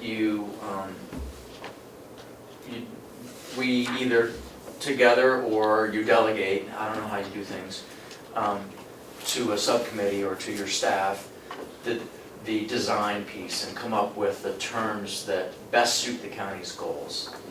And we would then drop that into a power purchase agreement contract, which we would execute. And that contract would set the terms of the project and give us time to go out, bring in the finance partner, go through the loan process with the Department of Agriculture, which includes compliance with the National Environmental Policy Act, things like that, and then build the project. But we'd have to meet the terms that you set. And if we can't meet the terms, then the contract expires, you've spent no money, you have no risk, so all the development work is on our nickel and on our risk. And you have no, the site license expires with the PPA, so essentially, if we're unable to sell the project and get it built, then the county has no impact to the county. And so the last thing I'll say is the power purchase agreement that we use is one developed by the National Renewable Energy Labs, which is part of the Department of Energy, a federal agency, had a stakeholder group that developed the power purchase agreement. And so it's all boilerplate standard contractual terms. We've used it 20, 30 times now. You have to make a few changes to, the county has tort claims protection under state law. So you have to make a few changes that are specific to New Hampshire. But other than that, the contract is past muster with all other projects. And once we get it sold, we inform you, we have notice to proceed. And then what happens is our operations people get together with your operations staff. We would give you a Gantt chart with our whole construction schedule. We'd agree on access points and storage, and we mitigate, let's say we tear up a lawn by driving a truck over when it's wet, we fix those things. The project will be fenced, so all that stuff it's drawn into the PPA, so you see it ahead of time and you can approve it ahead of time. And then when we actually build it, we'll come back to you and sort of get your sign off every step of the way as we go on. And we have, if you want references about how that process has worked with other projects, we can give you dozens. Steve, you mentioned carbon credits when you started. Did you not? Carbon credits? Yeah. Um, You said you sell the carbon credits. renewable energy credits, RECs. RECs. So it isn't the Reggie credits, it's something else? No, this does not generate REGI credits. This is completely outside of REGI. Well, I wrote that down and thought it was, but that's not. It's not. It's what is part. The REC is part of the Renewable Portfolio Standard, the RPS statute, administered by the New Hampshire PUC. Renewable, Portfolio standards. It's basically a clean energy requirement for utilities and competitive energy suppliers. Each year they have to file a report to the PUC and document that they got a certain percentage of their power from renewable energy sources. And the way they prove that is by buying these certificates, these RECs. or making an alternative payment if they're not able to purchase a sufficient number of the RECs. But basically, it's a program that is mainly there to enable utilities to comply with the law without necessarily having to go out and, build a new hydro facility. It lets the market decide the most efficient way to come up with a renewable resource. Another question, obviously over a period of 40 or 50 years, you're gonna have some changes in authority here at the county. Do you have some kind of program or data that you could send out on a monthly basis that simply says this is what it costs, this is your savings to date, so that when we get down here 25 years from now and we have a new board of commissioners, and instead of saving, what do we get at 25? I can't tell, either $1.9 million or $1.7 million. 7. This would say you've only saved 250,000. Yeah, so what we do is we invoice the county for the energy generated on a monthly or quarterly basis. And we will offset a portion of your electric bill for these buildings. So you'll also get billed by your utility. So you will have the data, you'll have the energy and the price from us, you'll have the energy and the price from the utility. And you would simply put that data, I'm sure you guys can do this, in a spreadsheet and report back on what the savings were. Now, what happens if in 7 years we take it on, and then it's our responsibility to figure out what the savings is? So We can't put $1 and $1 together, how are we gonna figure out? It'd be the same process. So it'd be the same process, and so the project comes with a, for each installation, a revenue grade meter and a data logger that is IP addressable, so it'll be live on the internet and remotely accessible. You can put a link on the county webpage, so anybody in the county can see how well it's doing, whether it's generating electricity or not, and how much at any given moment in time. So you can give it to your teachers in the schools and they can put it in their curricula. But that data will be accessible to your CFO here, who can report back to you on the savings. I can see the contrarians putting a whole new meaning to the rainy day fund, when on the rainy days it's not going to be producing as much. But on a full moon night, it's going to be producing electricity. Wow. So what determines the differential though? What determines our contractual rate of purchasing the energy from you through the solar panels versus what the market rate is? Yeah, so the benchmark that we would use in the negotiations is today's market rate, which is 11.08 cents. And so that is the rate that we would offset. It's not 100% of your electric bill, it's only those portions of the electric bill that we can avoid through solar. Right. So it's not the fixed portion of your bill is not included in that number. You pay that no matter what, just for the right to be tied to the grid. You're talking about just the supply portion. It's essentially just this, yes, essentially it's just supply. So, but I guess maybe I can clarify my question is that we're paying you a certain rate per kilowatt hour. Yes.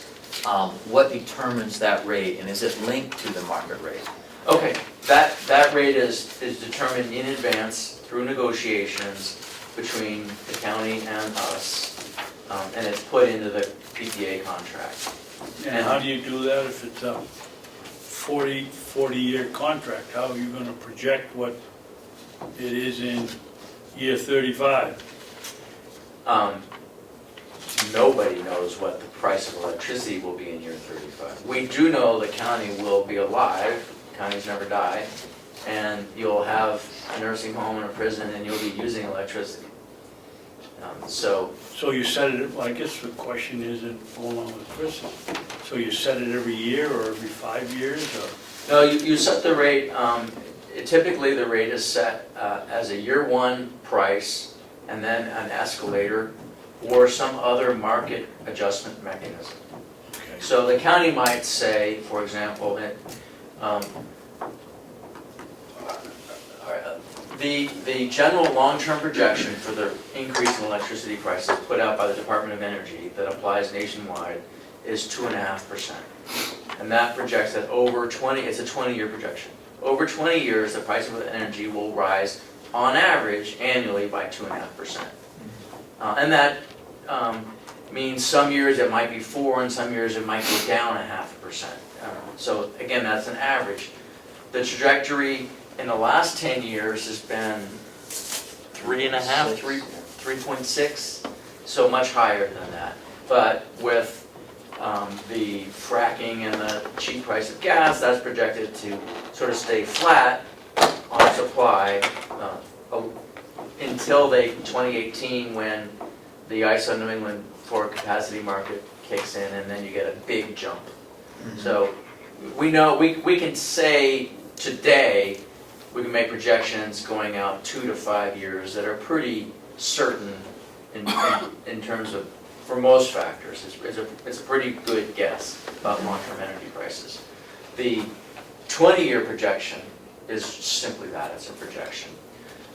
And so the typical PPA contract will say, you're obligated to buy electricity for 20 years at today's price, and then a 2.5% escalator going forward. And at the end of 6 years, you can buy it at X price. At the end of 10, 15, and 20. At the end of 20, if you still haven't bought the project, you can extend it another 5 or 10 years, meaning that you're beating the market and you're happy with it. Or you could acquire the system at essentially its salvage value at that point, meaning you're buying it for pennies on the dollar, and then you get the essentially free electricity at that point out. You put in new inverters and go another 20 years. Or you could say, nah, there's a much better technology and we don't need this, so come and get your solar panels and get it out of here, and put the field back to the way it was.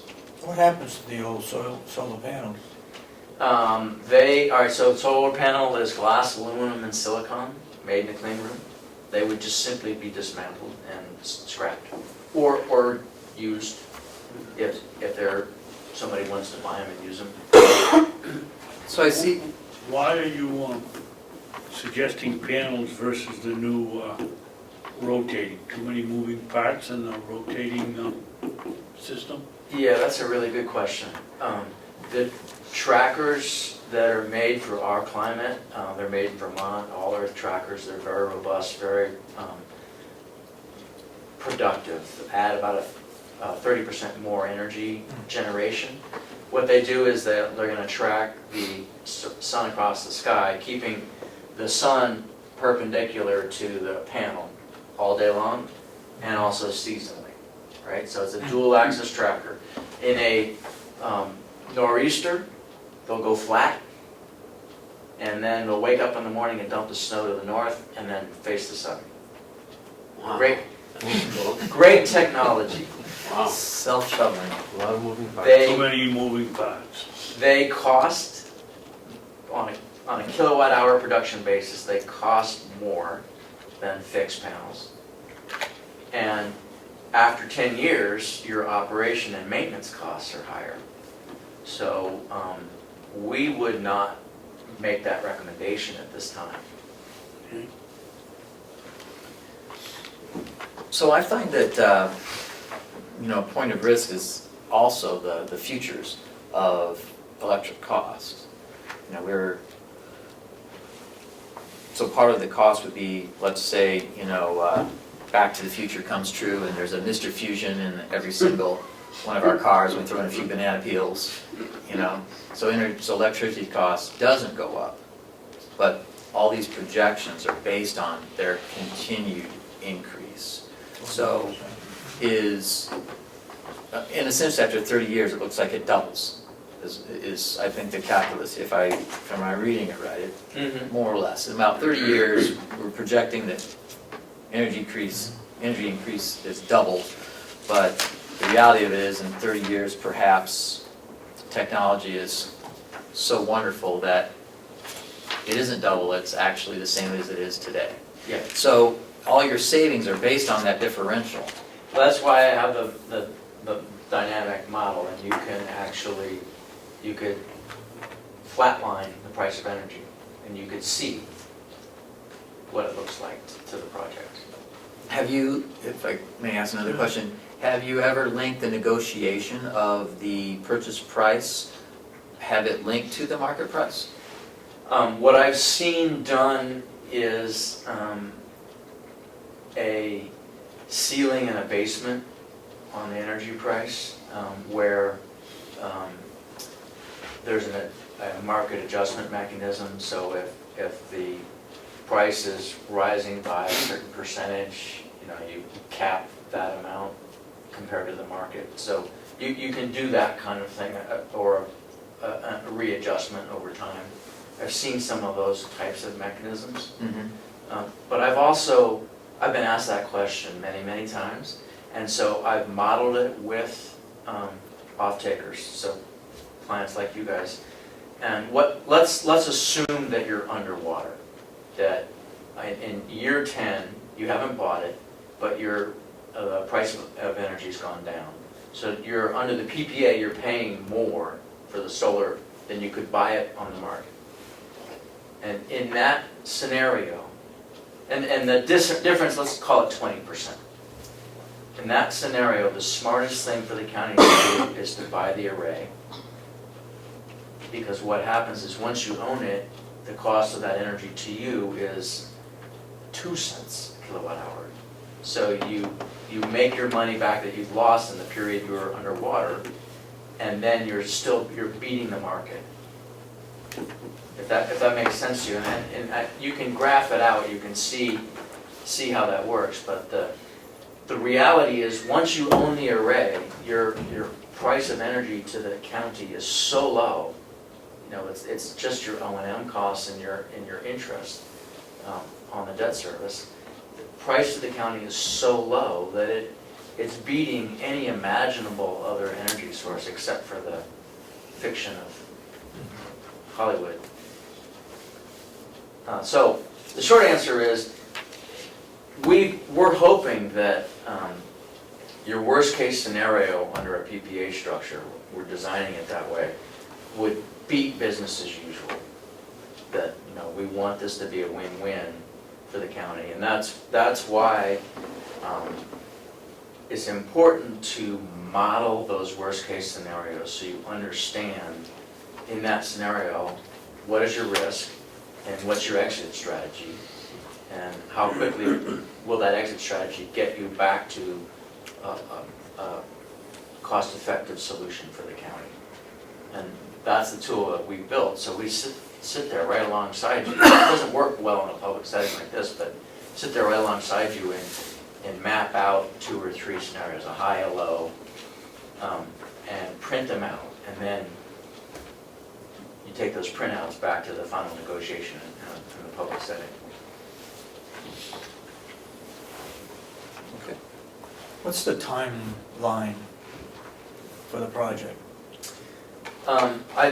I would say that if we could agree on, over the next 30 days, a set of terms to bring back for your final up and down, then we would probably, we would be looking to bring in the finance partner and get the loan stuff done within 6 months to get it built summer to early fall of 2017 or sooner. I know that the USDA process is 2 to 4 months.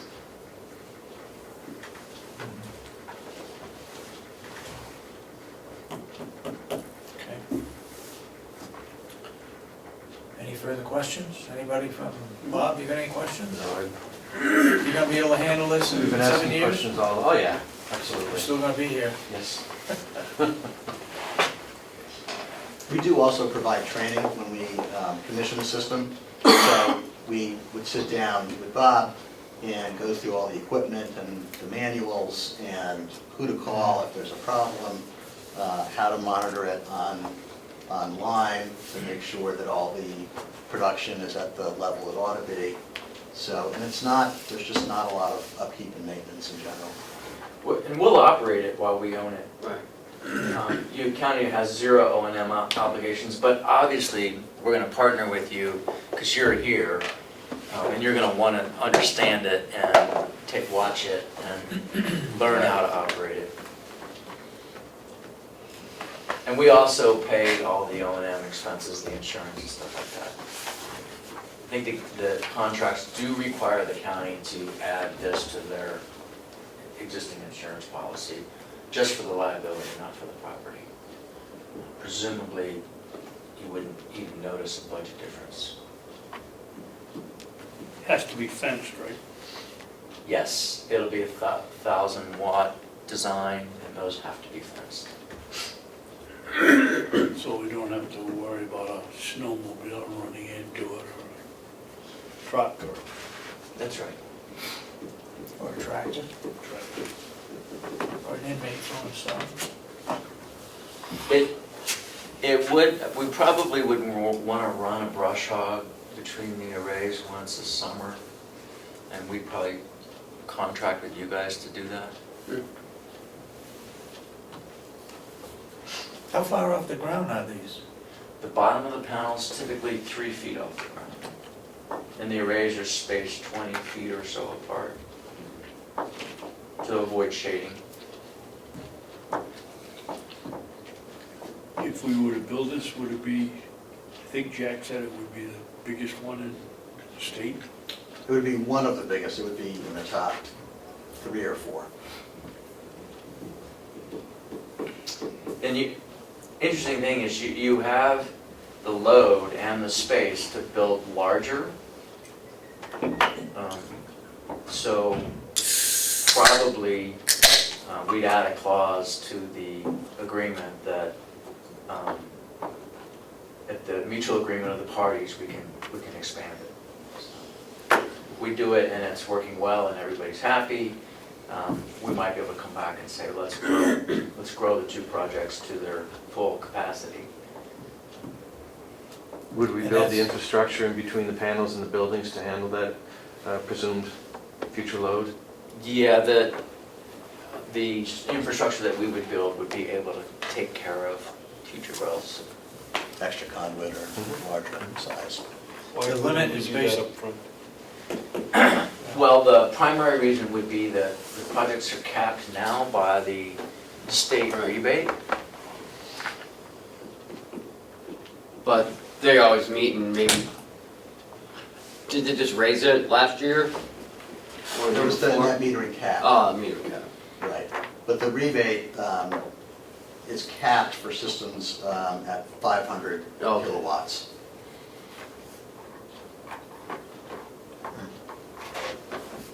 So what you're saying is if we had a ton of money, we could build it as big as we wanted, because we wouldn't get a rebate anyways. Yeah, technically, it's not a challenge, it's just the financing. Right, okay. Right. I mean, and just to reiterate, we're at that point where this project with the 3 parties are all reasonable in their demands out of the project, it'll work. But that's, the rebate's in there and it just gets us to that point. Mhm. Getting bigger, then, you'd have to have basically a philanthropic investor. And those are far and few between. Or if we had unlimited funds, we could do it ourselves and not worry about it. Babson. So, We could fund it. I have a question though, is, I've been kind of a proponent of like a phase 1, phase 2 type scenario where we would build 1 array, and then with the idea that in the future we'd add the second array, because they're in 2 different locations, and one feeding the nursing home, one feeding the jail. And so I've been kind of a proponent of that because of the see it, feel it, touch it idea of you get a hold of one, you see how it goes, and then if you like it, put together maybe a phase 2 of the project. Would that have it? Yeah, we can do that, but we would then be below the minimum eligibility requirement for USDA. So if you just put it and cut it in half, USDA won't loan at less than $1 million. And even that's a phenomenally low number for them. So in order to capture the USDA project, we need to be at $1 million of debt. And we design these projects intentionally. You're eligible to put 70% of the project into debt coverage. We do it intentionally at 50-50 because that number gets you to that point where your debt savings are less than your energy value. So in order to use the USDA program, it needs to be at least a $2 million project. Okay, so the idea of the phase 1, phase 2 isn't really applicable It to would this. work with a regular commercial loan. So a regular commercial loan changes the look and feel of the finances. It increases the risk and puts you in Higher rate. a period where, let's say it's 10-year amortization, where what would happen is the county would have to bond itself. in So year this 7. structure you would not be eligible for this structure if we. Yeah, it if we would be broke a different looking structure, and we can show you what that would look like. I don't know how difficult it is and what your debt capacity is, and what your projection would be for, let's say you did a bonded buyout in year 7. And so now you gotta pay bond counsel and you have all those costs and expenses. You may have to go to a vote, and you don't know what that interest rate would be. You might assume it's 4%, for example. And what would the term be? Would it be 15 years? Would it be 10? So we could put those parameters into the model, and you could see what it looks like. But I guarantee you, this is the better looking version. Mm-hmm. Okay, well, that answers my question. I wanted to see if that sort of template would, trigger a whole different formula for what we're looking at. It sounds like it certainly does, and that wasn't the impression we had before. So that's good information. Can you add on to the system at any point? Yeah, solar is very modular.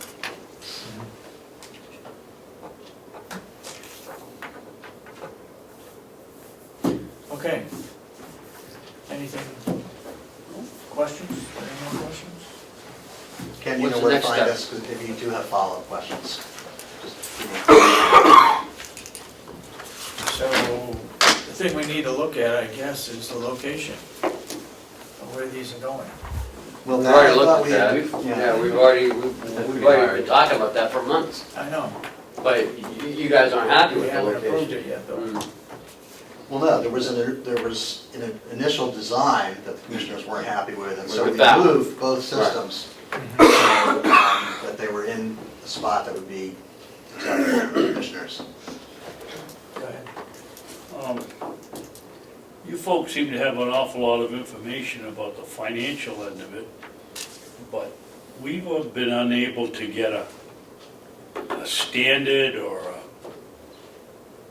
figure on what it would cost us to move it X feet. Don't you have any data that shows if it's 100 feet, it's X footage, X amount of money a foot? If it's 150 feet, it's X a foot? Well, So that we can- we have moved it to accommodate your concerns, so my question would be, do you want to move it even further? No, I would Drive like- up the costs. I would like Jack to know if we put it here, here is the data, we're right out here, and if we go 100 feet, then we've got to add on so much a foot to go out here, or if we're gonna go twice that distance, 2 times that. We Well, have no factor except what you tell us, this project's gonna be here. Right, and but it's you gonna- have no way of knowing what we pay for a solar panel or what we pay for labor. I mean, there's a certain amount of trust in here, and what we're telling you is this is the design cost at X distance from the nursing home. But again, I feel like we're getting ahead of ourselves, because the last time we all talked about this, we had changed the location so that it was acceptable, and that it was not as visible, both for the jail system and for the nursing home. So I don't think there's a need to look at variables of moving it. There's no logical reason at this point to move them further away. There's also the option of, the point of interconnection is what matters to us, because if the county builds an extension to it of its trend, so you bring the power out to wherever you want us to put the array, and that's on your nickel, it's fine, right? Say that again, Stephen, we pay for hooking it up here to wherever the array is. Yeah, let's say we put it close to the building where the energy is going to be used. Right. And you say, well, for land use reasons, we don't want it there. We want it 500, 1,000, 1,500 feet further away. And so that brings you two choices. One is it increases the project cost, or we carve out that extension. The county pays for the extension, and the project cost would only change to the extent that the additional site had a change in design. So the question wasn't answered, how much is it a foot? So, you know, what the commissioner's trying to say is that it costs so much to do. You know what it is. How come you won't tell us? Okay, so you're talking about the... How much it costs to move it, to build? You say, oh, well, you can pay for it, but how much does that cost? Because ultimately, that's part of the package, Decision. you know? Yeah, and So I'm trying to get a flavor. Does it cost an extra 50 cents to move it 500 feet? Or does it cost $50 million? With Portland and South Portland, we're doing 2 landfill projects. And the city has to pay that cost to bring power into the landfill. And so we went and got a quote from a power line contractor. 'Cause we don't build power lines. And that quote was like $75,000 to bring that line. I'm thinking it's 1,500 feet. And we investigated and we were told that was high. It might be just under 50.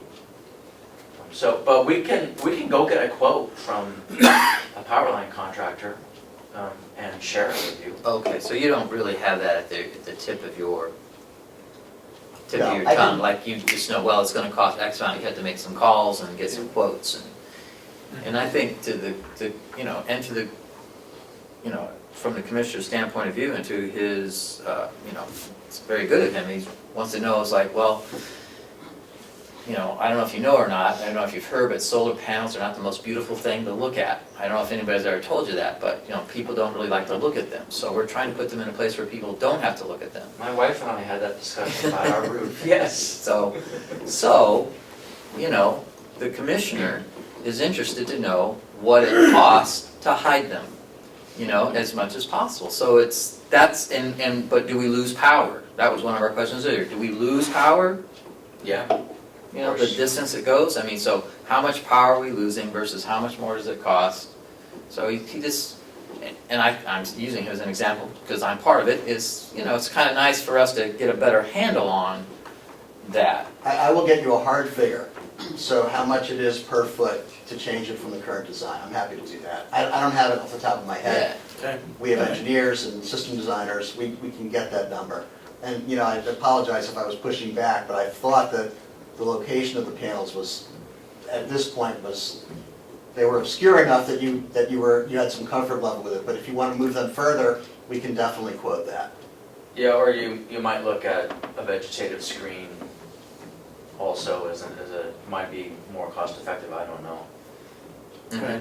I was just gonna, I thought correct Jack, but he just corrected himself. We've never taken a vote here. We've taken a vote that we support the idea of solar panels. We have not committed ourselves to any location on here.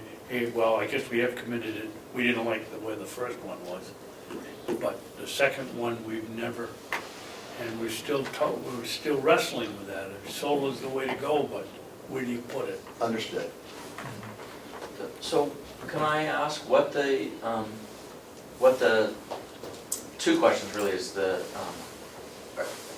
what are the next steps? And the second question for us, because this is, it's not zero cost for us to be here and to continue to modify and adjust. The level of interest that we could, do you see us going to final negotiation on location, cost and design and financial structure, or you're not really ready to go that far yet? Where does the delegation fit into this? They have to approve it. We can't lease the land, or We're not leasing land. You just We're said not it wasn't buying it. leased. we're not buying it. It's a But they approve license. structures, right? Yep, over $5,000. But is this a structure? We looked that up before. By Ossipee zoning laws it is. I think our next step is decide where it's gonna go. Yeah. That's the next step, because if you're gonna put it where I think you're gonna put it, that's gonna be costly, because it's gotta go underwater, It could shoot the project down. because remember, the further we out we go, and if we gotta clear trees, and there's more cost added to it. And maybe Steve's right, maybe we put up a vegetative screen. So and Maybe we put up poles instead of burying. we can't do that. Yeah, what is the difference between putting it in the air versus underground? Far less expensive to put it underground. Far less expensive to Far put less it expensive. underground, really? It is. I think there's some permitting issues too. If you want to do above ground, you may end up with PUC jurisdiction. And you're worried about views, now you got telephone poles going across the field. What was your second question? You said you had two, One Yeah, was yeah. next steps, and the other one was, I'll be ready. where are we in a level of interest so we can scale our work to meet that? well, right now, we're committed to some kind of solar. Yeah, I think we made a motion, Yep, and the motion was that we were interested in looking into the solar power as it being more cost effective. That if it was the ability of it to save the county money for its cost of electricity, we are interested in pursuing it. Okay. We're not interested in pursuing it for some of those other reasons that some of your investors talked about, and that's to make ourselves look greener, to make, for those reasons. It was a financial decision. If we could be shown that was financially better, then, that was worth our pursual. It wasn't because it was solar versus some other sort of carbon-based generation. Sure, okay, so given what we've talked about today, what do you see as the next step? Guess we're gonna decide on location. Yeah, I think we certainly need to firm up the project so you can, go further with exactly, more precisely what we can look at. But, these figures are based on the most recently proposed alternate sites of the arrays, correct? Correct. Okay. So, if there's something different, then, and that gets passed by us, is to change it, then we would want to know, or maybe it could be proposed, whatever this mystery other place is, I'm not really sure what it is for sure, that, once we could see it and go, oh, well, that went down like a ton of bricks and, sank to the bottom of, Ossipee Lake, so that's not gonna work, I think maybe part of it, we might wanna see something that we think is the best case scenario, but it may not financially make any sense, and then it becomes non sequitur. then may I offer a suggestion that next week we go look at these sites and your proposed site and see if that's something that even makes sense? And then I get back to them and say, this is what we're looking for. We have discussed this before, Ken and I and Bob and I. And if you're talking about moving a system 500, 1,000 feet, I can tell you now that we're not gonna be able to offer you the kind of terms that we're talking about today. It'll kill the project, I think, economically. If you're looking to put them significantly further away from where they currently are under the second set of designs, it's very expensive. And we will, I'm not hiding anything, we will do the calculations and we'll give you the numbers. I just want to give you a heads up that if you're talking about a significant distance, the project economics will not work. Whether we pay for it or you pay for it. Right. And frankly, you know, we don't necessarily discount your knowledge and professionalism of it, but sometimes you just need to see those numbers on a piece of paper to be convinced that we indeed did the necessary due diligence to satisfy the people that put us in office. Yeah, so what we would do is, when you had a site, we'd probably ask a contractor, and they'd have to make a site visit, and they're gonna have to look at ledge and water and vegetation and other issues to give us a quote on what it would cost. And it might be possible that you have the equipment and the staff, you can charge it. And now you're just talking about buying conduit and line on circuit. You know, so there may be potential solutions. Jack's right that it just gets expensive quickly the further away you move, because in order to minimize line loss, you have to go to larger cable, which is extremely expensive. Yeah. That's the issue. Assuming there's no ledge, that's the issue. What size cable under the present design, what size cable is it? I don't have the We exact would- dimensions. You don't have I'm that? a- No, I mean, I would guess, you know, roughly that big, but that's a guess. Let me check with our engineer. I can get you the actual diameter. Just curious. And it all goes into a conduit, Exactly. right? All right, so my next step is, next week we should nail down a location, and then I'll get back to you. Okay.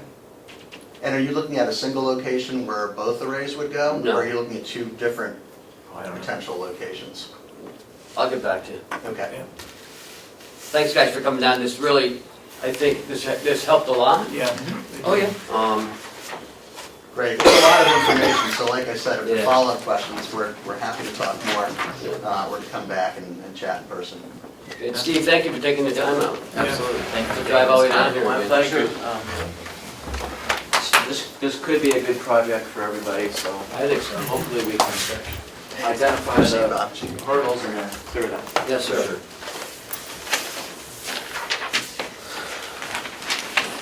Thanks for your time. Thank you, guys.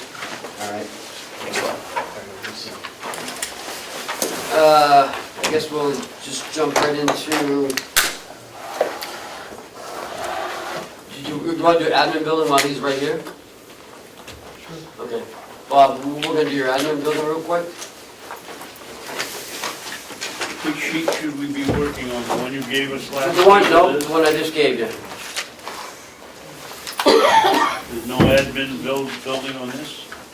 No, yeah, there is, but we've updated some numbers, so it's not as good.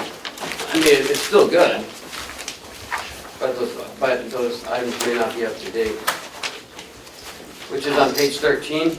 Well, Kenny, what can we do this year so that by the end of this process, we don't have We 3 or 4? We just gave you this one, okay, because it had explanations on there. Yeah. Yep. But this is the one we're going with because it has the department head, the working budget, and then you guys can make any changes you need to do. What page? Page 13. And remember, you know, we change these numbers up until the final day, because you guys have to make your That's why we got recommendations. all the copies. Okay. But you should keep this copy for now on. It's the one you'll keep, and we will keep updating it on my end when I give mine to Kathy so she can make the updates in the HCS. All right, go ahead, Chuck. This account, the first line covers two people. One is part of Bob's salary and Debbie, who does the cleaning in the business, in the building.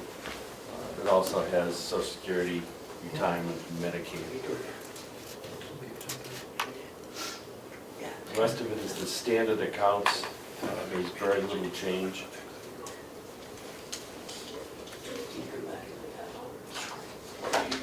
And what is the percent salary increase? There is no percent salary increase in this. What we're going to do, because Oh, at the end? we're gonna have one pot of money at the end for merit raises, Okay, and that will be separate. Okay. We haven't determined that yet, we're still working on it, but everything is status quo. It reflects what they're making right now. Chuck, what, department heads 200, 2017 is clear. What's working 2017? Department heads is what they asked for. Yeah. Right. Working is the what we've administration's. adjusted. We've made the first cuts, so we So made this adjustments. is you and Ken. Yeah. In consultation with the department heads. what's on the vehicle expense? County car. What? The county car. One of the sheriff's old cars. Okay, yeah, I We get kept. you, yeah, Ken's chariot. yep.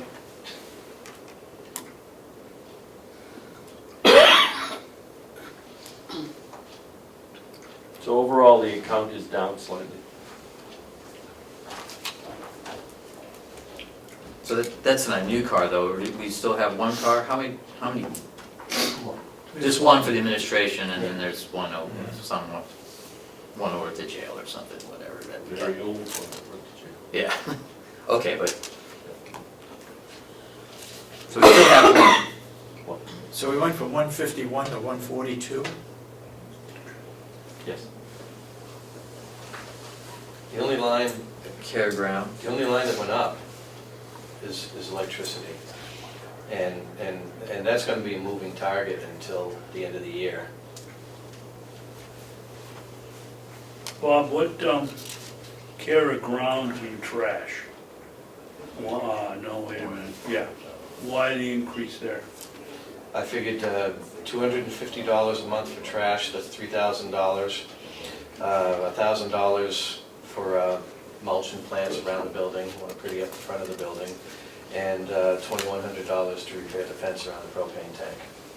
And so the mowing goes under somebody else's account? Yeah, we'll take care of the mowing now. Easton doesn't pay for that fence? Apparently it's up to us too. Yeah. I'm responsible for the tank, responsible for protecting the tank. We're responsible for protecting it. Yes. Interesting. What have you got under building repairs? Any electric or plumbing repairs, structural repairs, fire extinguishers, sprinkler inspection. And what's the difference between maintenance building repairs and equipment repairs? Equipment repairs are Okay. things that move, things that work. Floor machine repair, any major HVAC repairs, boiler repairs. So you don't expect any boilers breaking down? Well, you know, it's a You only got rolling. 4,000 and there you had 8,000. Well, we put in 8,000 last year because right before the budget closed, we had a circulator failure. Right. Yeah. That was almost $4,000. Yeah. That just happened days before the budget passed. And the delegation was nice enough to, Raise. Yeah, to give us that money. $4,000 Yeah. into that line item. Yeah. So I'm reverting back to the original budgeted amount Okay, with no increase. all right. okay. So the retirement expense seems to have gone down quite a bit, was that just, is that number right? I mean, Yeah. yeah, just double checking since it went Yeah, down. the retirement for next year at July 1, for the employees that are covered here, will go up a very small amount. You will see in other budgets where the police, the group 2, going up significantly. Right. But this has gone down significantly. Yeah, it's an adjustment to what's actually happening in that account. Okay. Oh, I see, because the actual dollars, all right. Yeah. All right.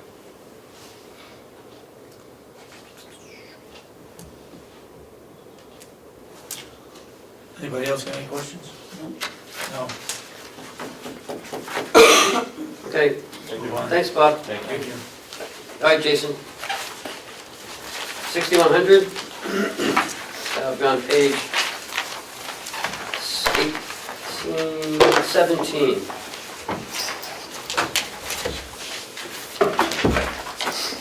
Good morning. Good morning. Morning, Jason. Good morning.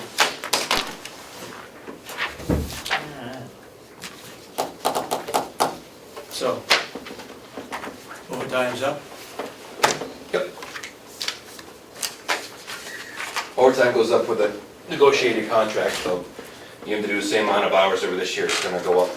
The same percentage of the contract goes up. What you'll notice in this is that the contract is tentative at this point. We've included the numbers, we've come to agreement, so I've built everything in that this new contract will reflect. And did you sign that this morning? Hmm? Did they sign that this morning?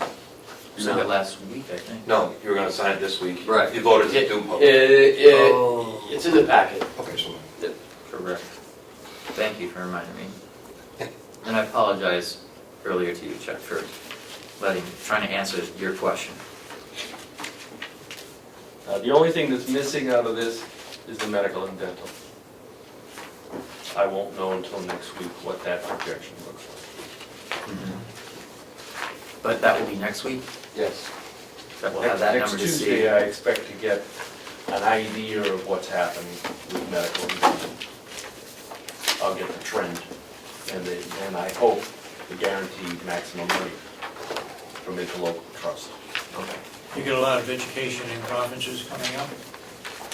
about the same amount, actually we have to probably increase them a little bit. Now we have the mental health clinician and case manager as well too, but I mean, you spent $3,000 and you budgeted 10.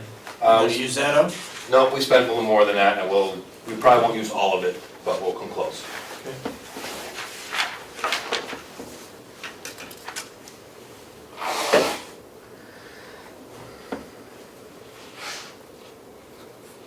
The contract is good for 2 years? 3. Yeah, 3 years. So in the legal fees, that's where the contract for our So the Attorney. contract, this attorney, and you notice it's down significantly because we're not having a contract here, but just in case we do have outside, we have used outside legal attorneys before, so it's down from 7,500 down to Okay. 3,500.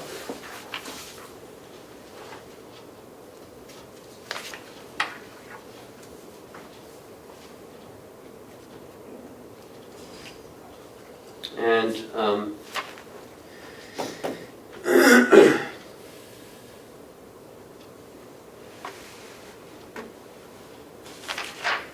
inmate programs is up. Now Yeah. we have the trust program going on, more materials, more training, a couple thousand. Do you have enough in here for meals? We think, I mean, it's up from 195 to 225, it was cut back last year by 10, we did have to move money over. Again, I'm trying to take a best guesstimate of how many boarders we're gonna have income for next year. We did significantly well this year, so it's a kind of best guess. last year, we budgeted 210, and they bumped it down, and 205 and bumped down to 195? yeah. Well, if my math is correct, and I forgot to bring in my calculator, that's about 50, we spent about $56,000 a month, right? A month? About $17,000 a Yeah, month. so that's pretty 17 to 19 depending on the month. Depending on the Oh, numbers. no, I see my error, I was dividing it up. I see your area, you went to Brown University. That's a lot of money. Major, math major. It was based on I advice was from looking at it. parents. It's an English major, not a math. I was looking at a quarter, not a month. Oh, okay. It's okay. So that does come underneath. This is a little off subject, but I mean, so the adopted budget here really isn't the adopted budget, it's the budget If there's with any transfers, right, yep. So if there are any transfers, The adjusted. it's. That should really be titled adjusted budget. And what we are gonna get a column that says adopted. Yes. Like we had done last year. So that we can see adopted, adjusted, okay. So the adopted budget does or does not include any? It does, It does. because once you change that line, it changes the budget, because you're transferring money. So you Through the transfer- delegation, so it's a It's adjusted. transfer, yeah. You almost moved over 30,000 into the meal line, that's what it says. I can tell you right here, because I have them right here. It took me a while to catch up to that, what we were talking about, but then I was able to recall those numbers. But it would've been nice to see I understand. how that, came about.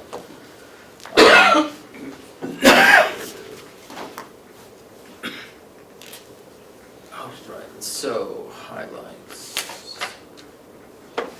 So administrative salaries, looks like it has a pretty good jump there. That's because the mental health coordinator now, since it's a full-time position, is into the administrative salary. Right, And mental we health, moved that out. So that's down, that was down here. Oh, I see the 17, that. no, it was mental health salary 11, you see it zeroed out. Oh, I'm sorry. You said, not the one you're looking at, see. Gotcha. Yep. I see now, thank you. And that was a part-time, and that was only for Part of the 6 year. months or That's for something. 6 months of the year.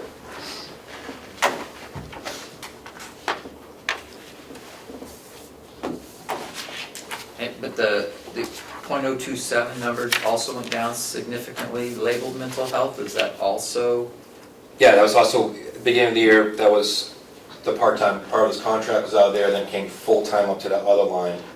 We were contracted out 2 days a week. This, what's left here for $3,500 next year is if we have to go out to the psychologist in the community, Okay. psychiatrist. So we're looking at approximately 15,000 plus the 24,000 that got moved up into that line. Yeah, About 55. 55,500 is moved up to the administrative salary lines, which is the. That was the total addition? but- Yes. But kind of the differentials though is those two numbers, which is only part year, 24 and 15, which is 39. Okay.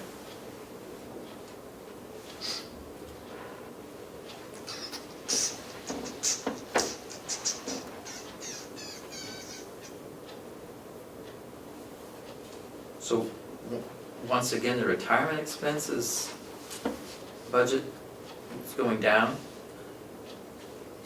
Line .0013.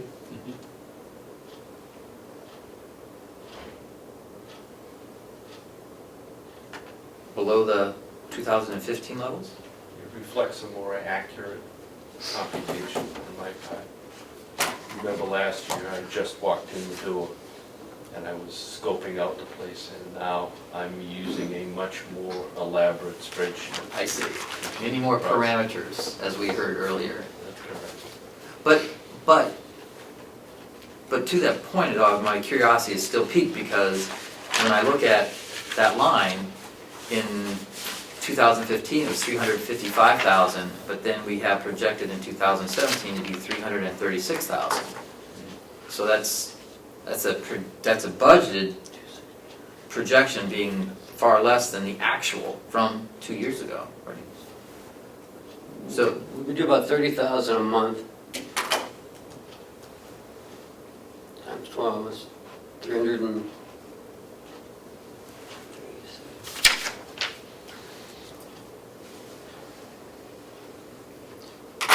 We should look at that number again, Chuck. We're gonna check, we check all the numbers again. okay, it just You're right, it doesn't look right. it looks scary. Yeah. Those numbers depleting gets me. At first blush, it makes me scratch my head. Unless there's been other adjustments and there's less retirement. Yeah, there are some positions that don't pull retirement. Right. Indeed. So maybe from 2015 that's changed to now. That part I'm not sure. But it begs the question, is what's making it go down? No, we'll check it again. Thank you. Okay, let's go down to legal fees, we talked about that. Medical services and supplies stays the same, even though we've only spent 40,000. We spent probably a little more than that, but yeah. I'm not gonna, I don't wanna, again, the year before we spent over, we were overspent by 45,000. I can't tell you from year to year. And we have a gentleman who's been at the hospital the past 2 weeks, came back and is now back at the hospital again, so it's, again, it's a guess from year to year. Okay, But we didn't, at least, we haven't gone over. medical doctor expenses, Contract for the doctors, we both have, the percentage that went up on our contract. mental health, you talked about, inmate programs. Other fees and services are down. Yep. Again, are you going to spend that amount of money? You're at 20,000, 19,000. Your budget is 46, you're gonna spend all that? Most of it. Again, part of it is I have to wait towards the end of the year, also because of breakages and those kinds of things, but yes, it's allocated to be spent, and it will be, I'll be there.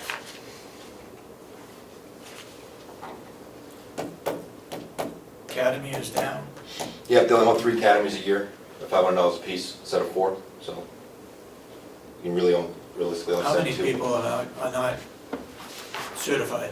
I'd have to count, probably around 6 right now. You send 2 at a time? If we can, and if we try setting 2, but if we're down staffing level numbers, it might just be 1, or we have to skip academy, it just depends.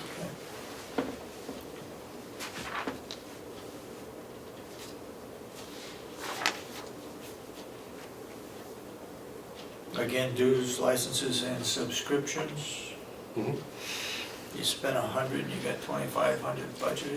That is the association of counties whenever they send their bill up for the $2,000, and then the $500 is for a couple other dues and subscriptions. Okay. Right, so he's really spent about $2,100, so there's only $400 left.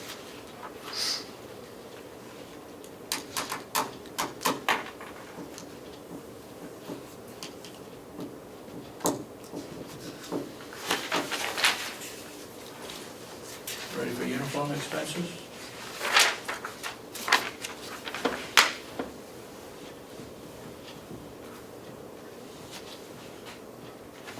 Question? No?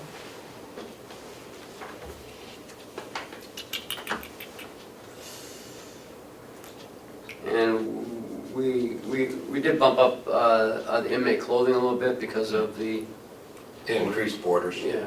And that's expected to be Continue. ongoing? Well, as far as we know, I mean, we don't know for sure, we don't have a contract, but they just keep sending them, so we keep taking them. We have a contract to pay, but Right, I can't tell you the political nature and those kinds of things, as long as Rockingham will keep sending us their females what they can to us, and then Stratford again, they'll float out. They'll keep coming as best as they need it. All That's right. where I have to take the best possible. Right, it's your guess. understanding that it's going to continue. Very to be conservative, fairly and I good. put conservative, make it conservative, so, just in case.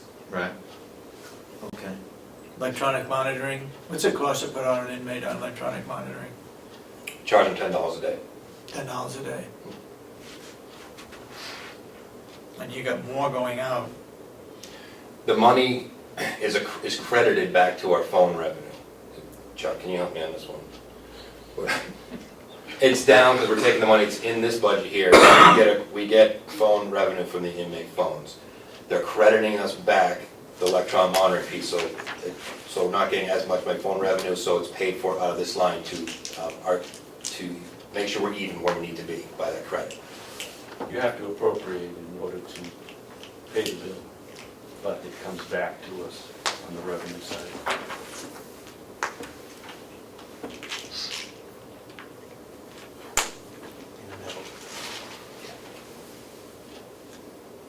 We're using the same vendor for the phones and for Yeah. the monitor, so it comes through as a credit on the bill, and we treat it as revenue. Okay. So you're projecting approximately 10 inmates out on monitoring?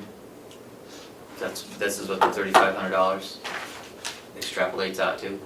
Or, no, that's not, I'm sorry, that's their cost. That's their cost. Not our cost. Okay. But that was the gist of what was going on. We have to pay the bill, and then you Correct. credit it, goes to revenue, okay.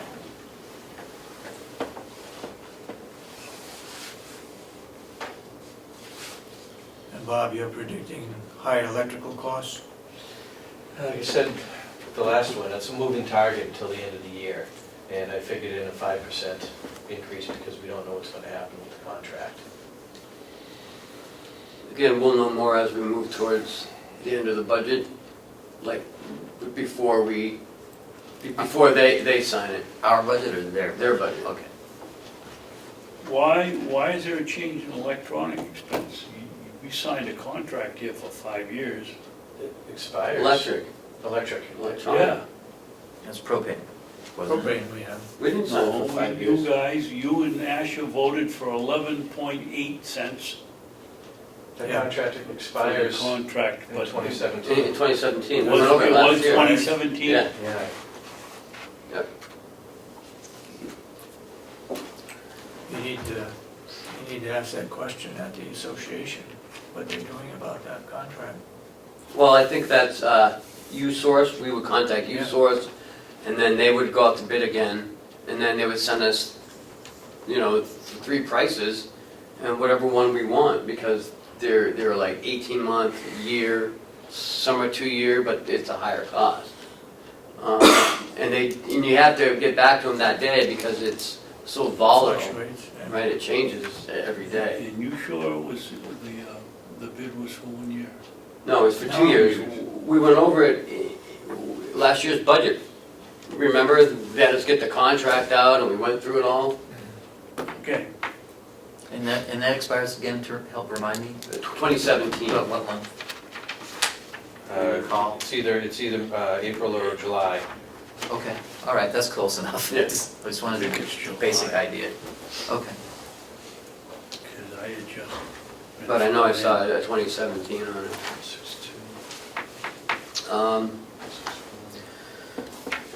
March, March. expires the end of March. Right at the budget cycle. How Yep. convenient. So we should know. I think you ought to check with the association to find out if all the contracts are coming at the same time. No, they're not. Are they Because, trying to do that though? I don't know, because I know before I left Stratford, we signed a 3-year contract with, for natural gas and for electric. I know they were trying to get all the counties in the same, On the same side. Cycle, yeah, yeah, which makes it easier. yeah. But we'll ask Friday.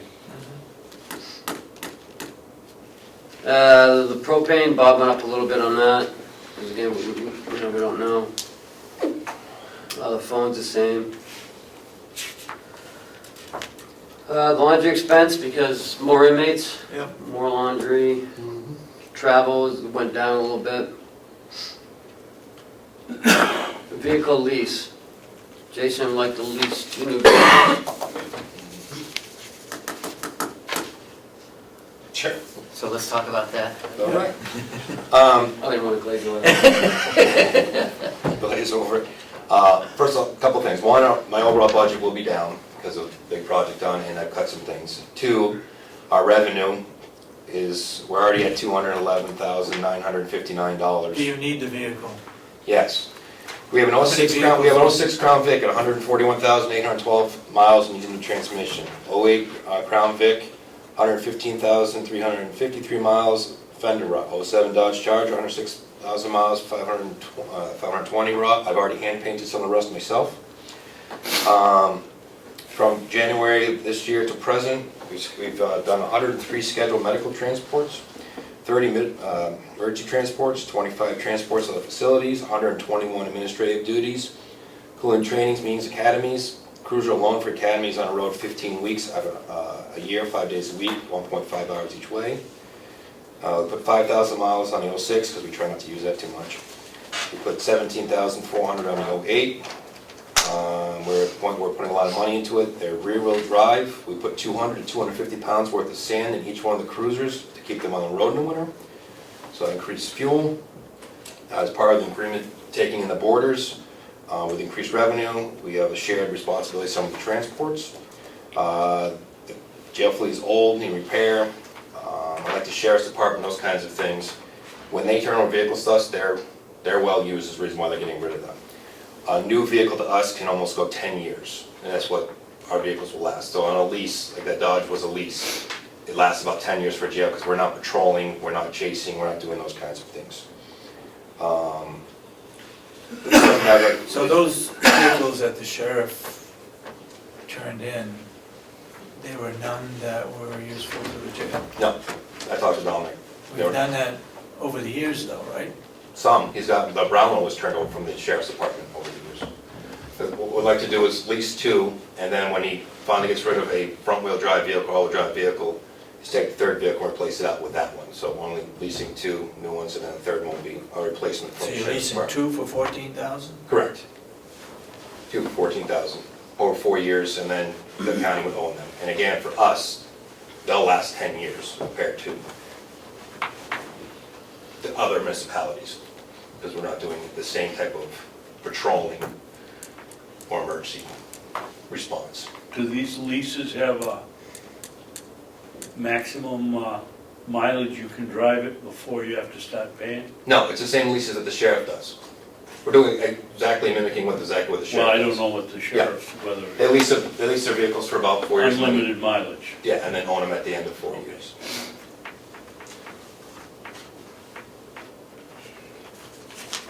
And it's time we get rid of the rear-wheel drive vehicles that nobody's driving anymore. And there's reasons for that. So a small investment for the next 10 years is, I guess I tend not to buy your thoughts of because your budget is down, because you got more revenue, you need the cars.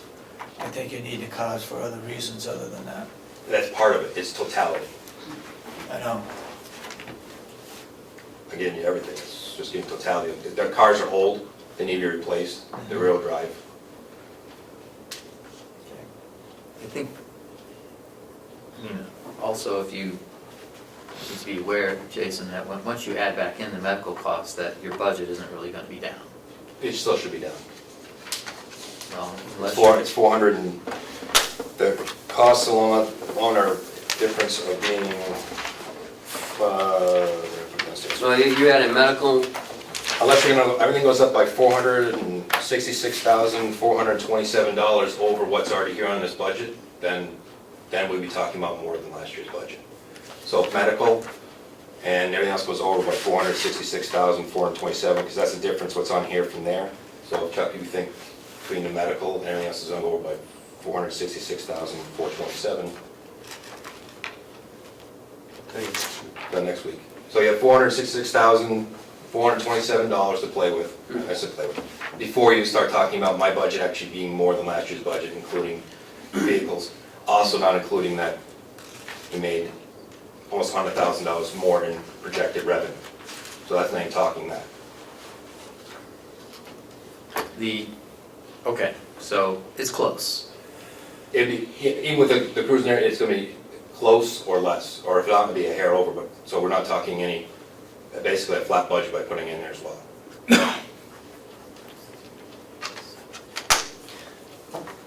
The people that we get in from Rockingham County, Rockingham, Stratford, Stratford, how much of that adds into the vehicle expense?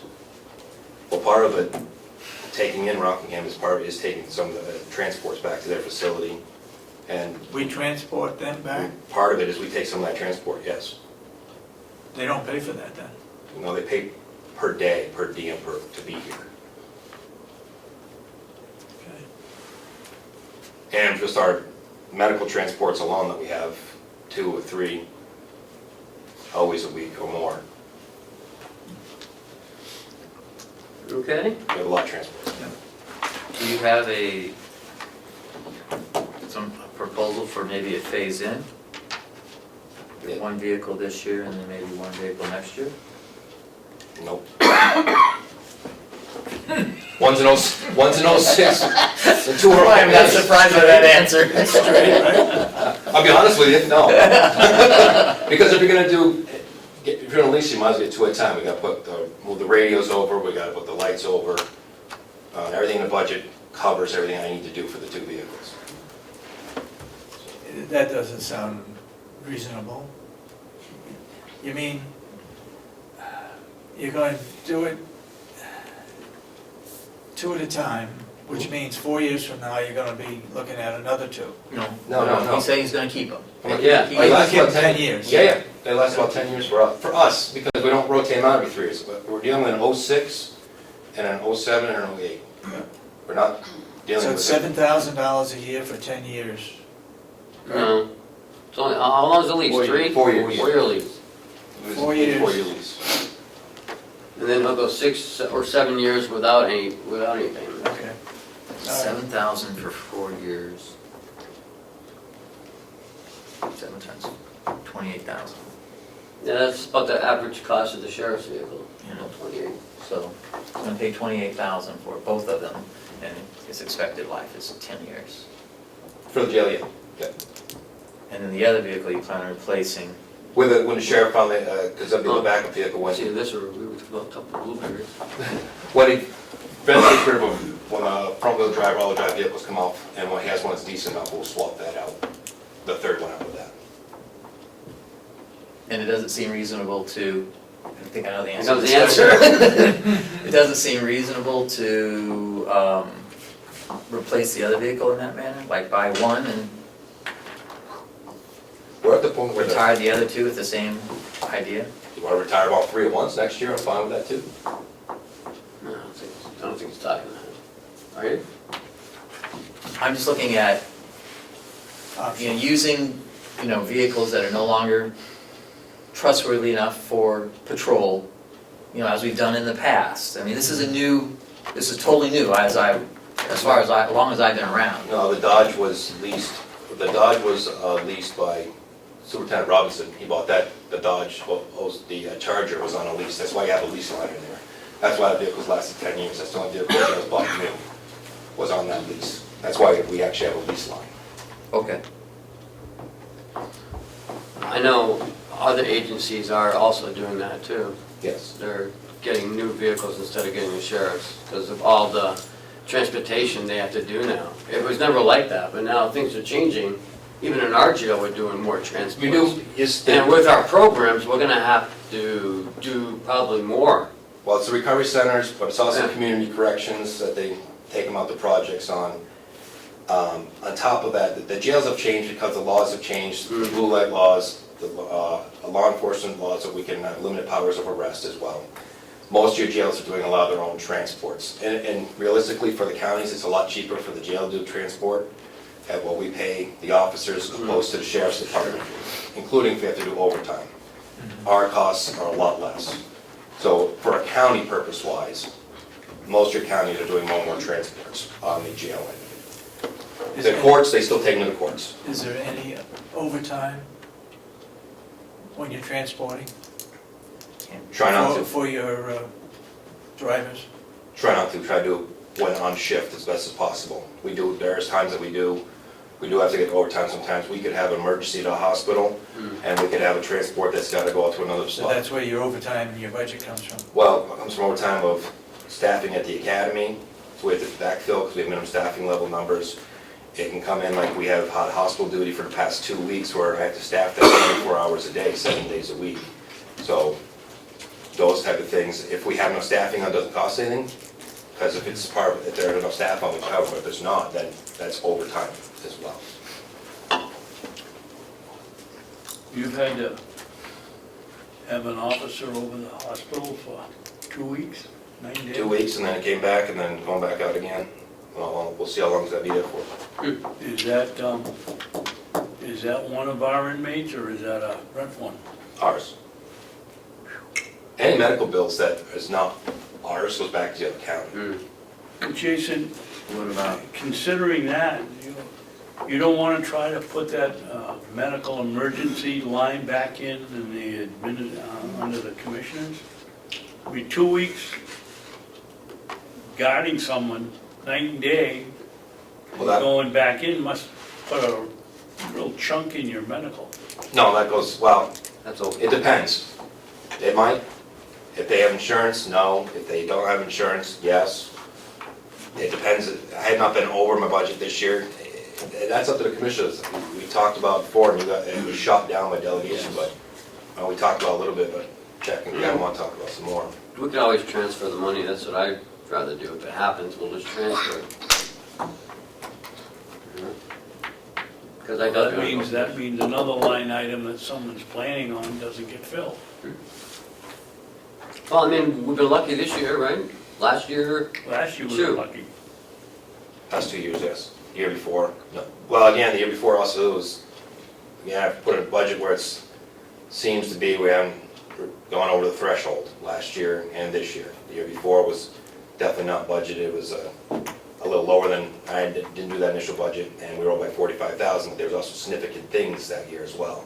So past last year and this year, we've done okay. Yeah, I can't tell you what's gonna happen next year. You're right. We've got a big fluctuation, somebody can come need a heart surgery, which happened a few years ago in this county, and destroyed the budget. okay. Are you able to comment in a public session regarding the equipment repairs line? Is that what I'm looking at? Wait, what am I looking at? The 75,000, yeah, equipment repairs? It's for our, It's down to $1. well, for next year, it's down to all because the project will be done this year. Okay, but it just hasn't, but to date, it hasn't been expended? No, Okay, no, soon. okay. So, that's why I asked if we need, okay, that's why I said, do we need to, can we discuss this in public? Okay, but you don't, so there's not an anticipation for any equipment repairs for this year? All of our stuff comes right out of the maintenance line. We do everything on our maintenance line. There's a big equipment repairs is under that capital improvement plan or capital improvement plan, which is in the boilers, HVAC, all those kinds of things. Otherwise, everything comes out of the maintenance line. Inspections, fixes. Okay.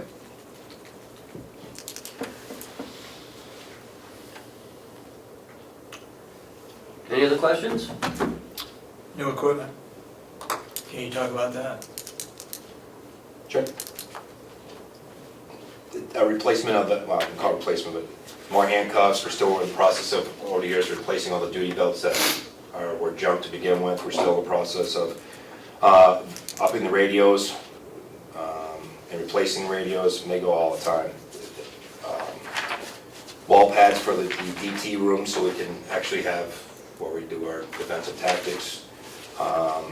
Restraint chairs need to be updated with some new equipment on them. And some How much of equipment that can be spent this year? Most of it's spent this You year. got 3,600, and you budgeted 75.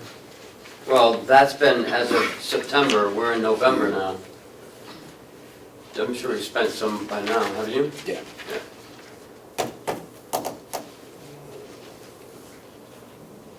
We have, as of right now, $1,700 left, and we have radios out to repair, a few other items coming in, so. We keep a spreadsheet again ahead of, so I don't go over my own budget, even though they may not pay downstairs, I know exactly what I'm spending, Okay. so I don't go over my budget. We like that. Well, I'd rather not. Especially you guys. All right, anything else? So your budget is down, right? Well, Medical Well, expenses because not in there. there's no medical insurance there. And we need to relook at retirement. Okay. But for the most part, 500,000. It sounds like he's pretty neutral. it's, yeah, it sounds like he's probably level or zero. Increase rate.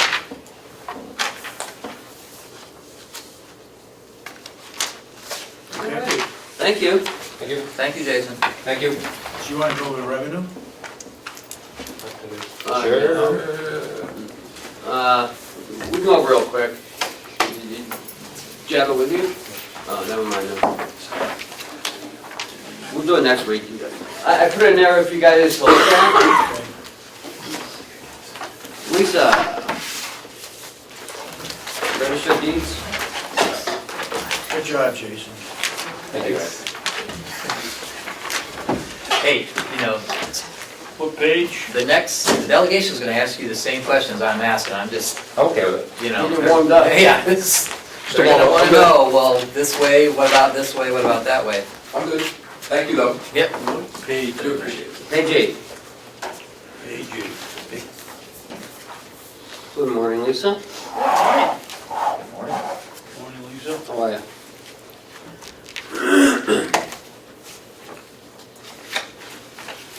Putting in another 500 for overtime? She's never had it before. It's the first time. That's what She'll explain it. Yes, I'm putting in 500 for overtime having to do with the need for, well, according to the Department of Labor, we need to be looking at a 1 week, Monday through Friday time frame. And on Fridays, if we have someone come in from the public to record, and we go at the registry, we use the 7-minute rule. If they're kept beyond 7 minutes on a Friday, that time cannot be made up any other time of the week because it's the end of the week. Therefore, we have to pay overtime, and that does happen. And when it happens, we're going to incur overtime in the future. In the past, it was adjusted during a 2-week time frame, the payroll time frame. And so time was adjusted, they could come in late and make it up. That's not going to happen anymore, according to the Department of Labor. So our Kronos time clock is what rules. So I suggested we put in 1,000, Ken suggested we dropped it down to 500, so it's in at 500. Hopefully it won't be expended too much. So this is only because if it's on a Friday, then, Yes, okay, so, okay, and that does happen, okay. and 2 of us stay to help out. You're the only one that's there on salary. I am.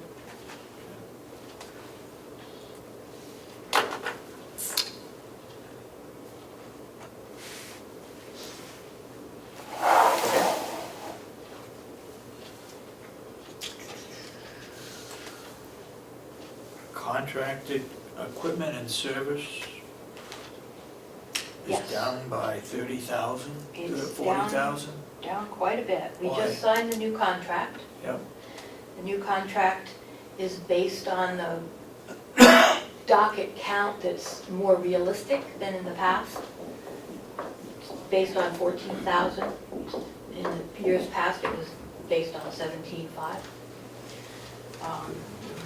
And it goes by the number of dockets that we actually record. So that number is down because it's a 5-year contract. We got a better unit price. So we're going to save a good amount of money. Okay.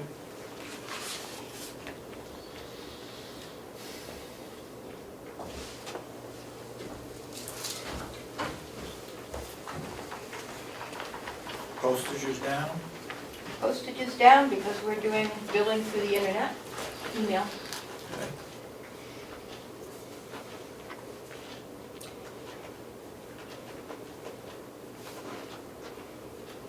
You're gonna spend all that under 039?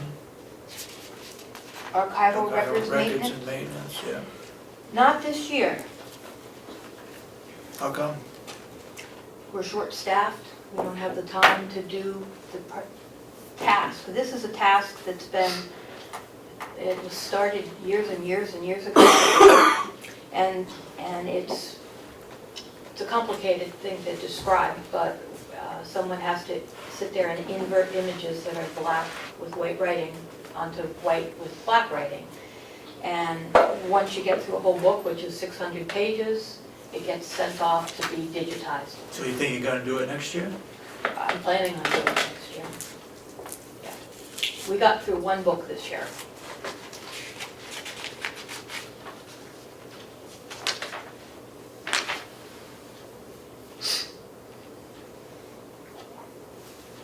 Does it make any sense to encumber the money that we didn't expend this year and bring it over, or that just becomes a bookkeeping nightmare for Chuck?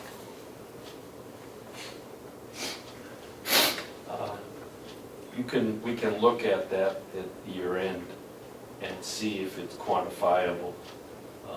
If it's something that happened in this year. For instance, if she's sending it out to be done, if it wasn't sent out to be done, you can't encumber for it. Gotcha. If it was something you were gonna purchase and the purchase request has already gone out, yes, you can encumber for I it. see. On a case-by-case basis, we look at items and say whether it's permissible or Okay. not. Doesn't sound like it necessarily fits into that category, though. Probably not. Okay, thank you.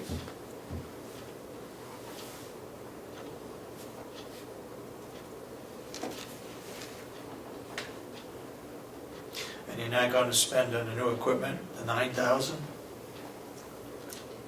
We have spent, since September, we've bought 100 e-books. We spent a lot more than what this shows.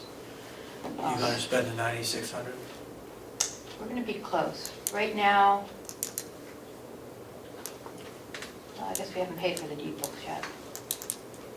But you've ordered them. Yes, Yeah, and so- we received them. That's going today, Pardon me? and we just cut that check. Today?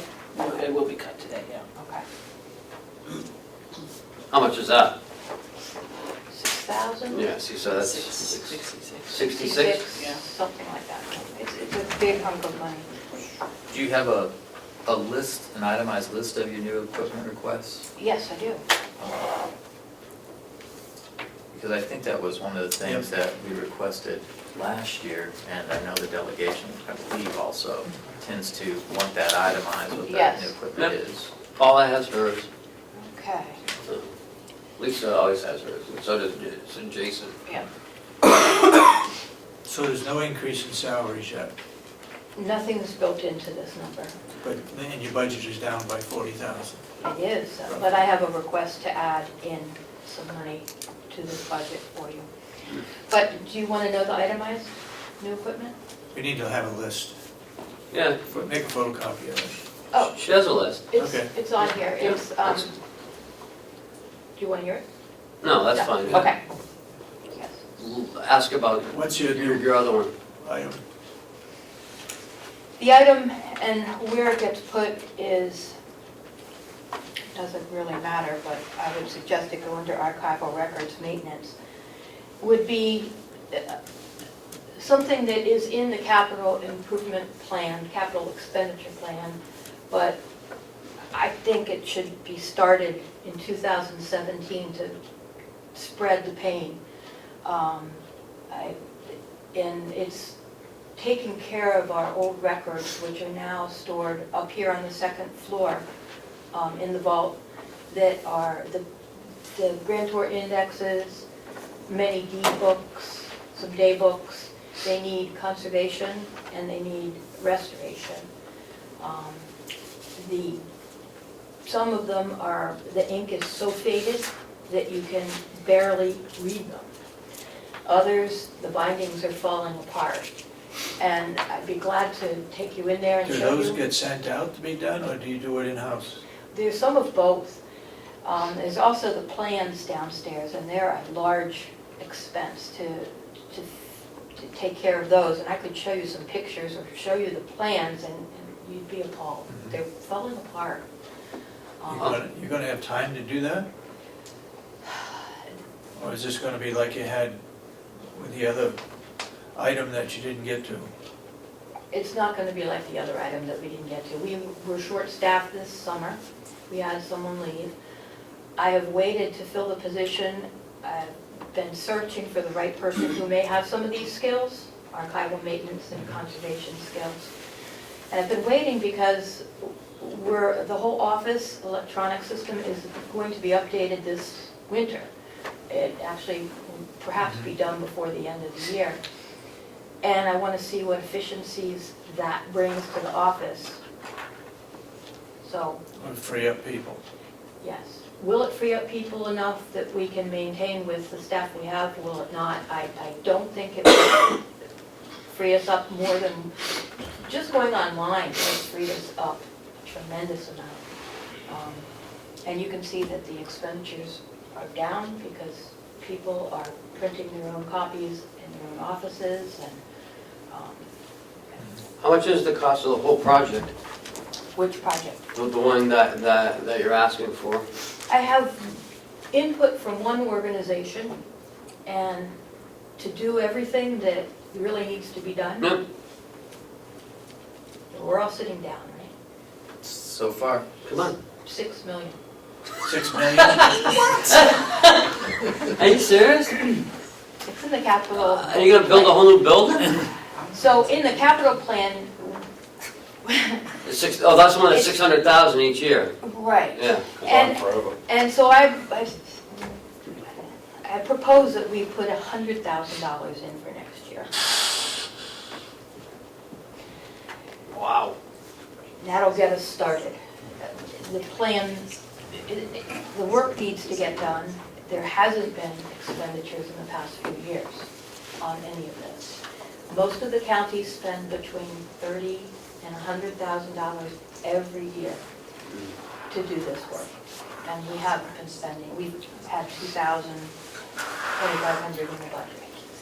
So, can we start with 30,000 then? And see what that does?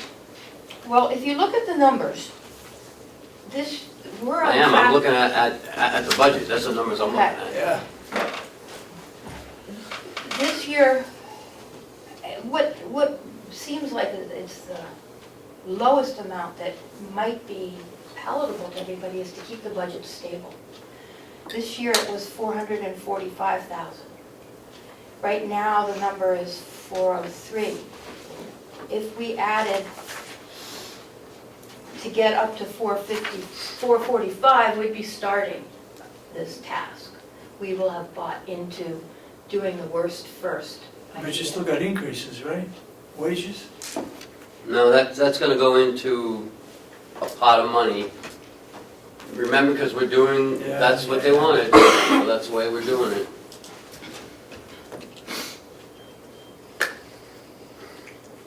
So that's gonna be under administration?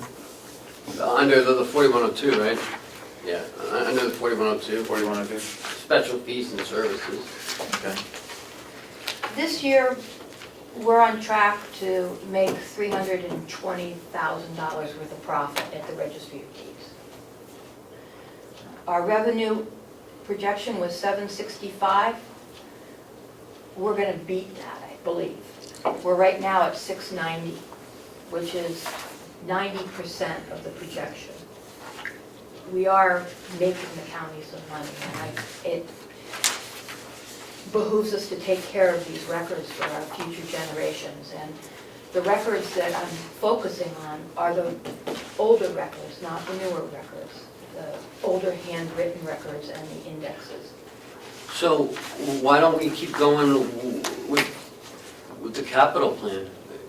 You put the money in The there. money is in the capital plan, it's an awfully large number in there. I mean, Is that going to, I'd like to have it in the budget. gosh, for Have 6 million, some- you build a whole new building. Have with some that. in the budget every What year. did Chandler think? Funeral expenses at that price. Ordinary, right there. Yeah. You wouldn't even get to the dollars, it's the 6 million and he'll go. He'll go. This I'll be right behind him. The quote I have is, Oh my gosh. How about, I'd be happy to put 35,000 in, but boy, I don't want to see the budget go up, but, you know, can you get that started with 35,000? I think there's gonna be another discussion, perhaps at the department head meeting this week, about the capital plan and what we're going to actually put forward for 2017 as capital items and subsequent years. be much less painful if this was going to happen next year.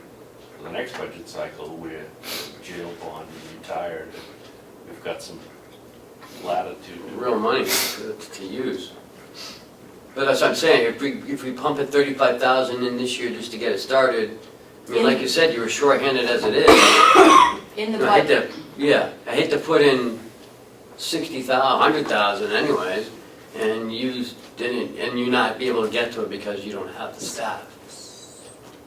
I mean, at least 35,000, you could start identifying and start doing whatever you gotta do. And you may not start until, well, you're not gonna start till after the budget passes anyways, that's April. Right. So, The priority would be to de-acidify the paper on some of the old indexes. And that is all go out to bid, yeah, send the documents out to get de-acidified and then brought back. what do you guys think about 35,000 sounds better to me. Yeah. Do these get electronically scanned at any point? At this point, Because it They- seems like they are digitized. I could, But they're not electronically indexed. Two different processes. The day books are not digitized yet. Now, we have an old setup that they used to use at the registry for taking pictures of the plans.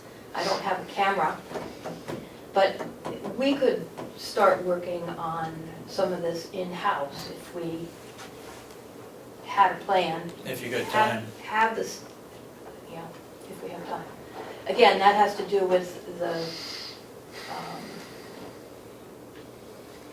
fifth staff member and whether or not the upgrades are going to free up our current staff or not.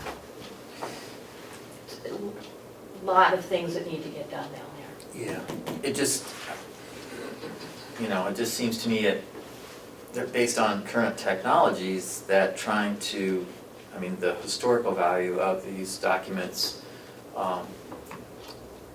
I'm going to guess is somewhat less than $6 million.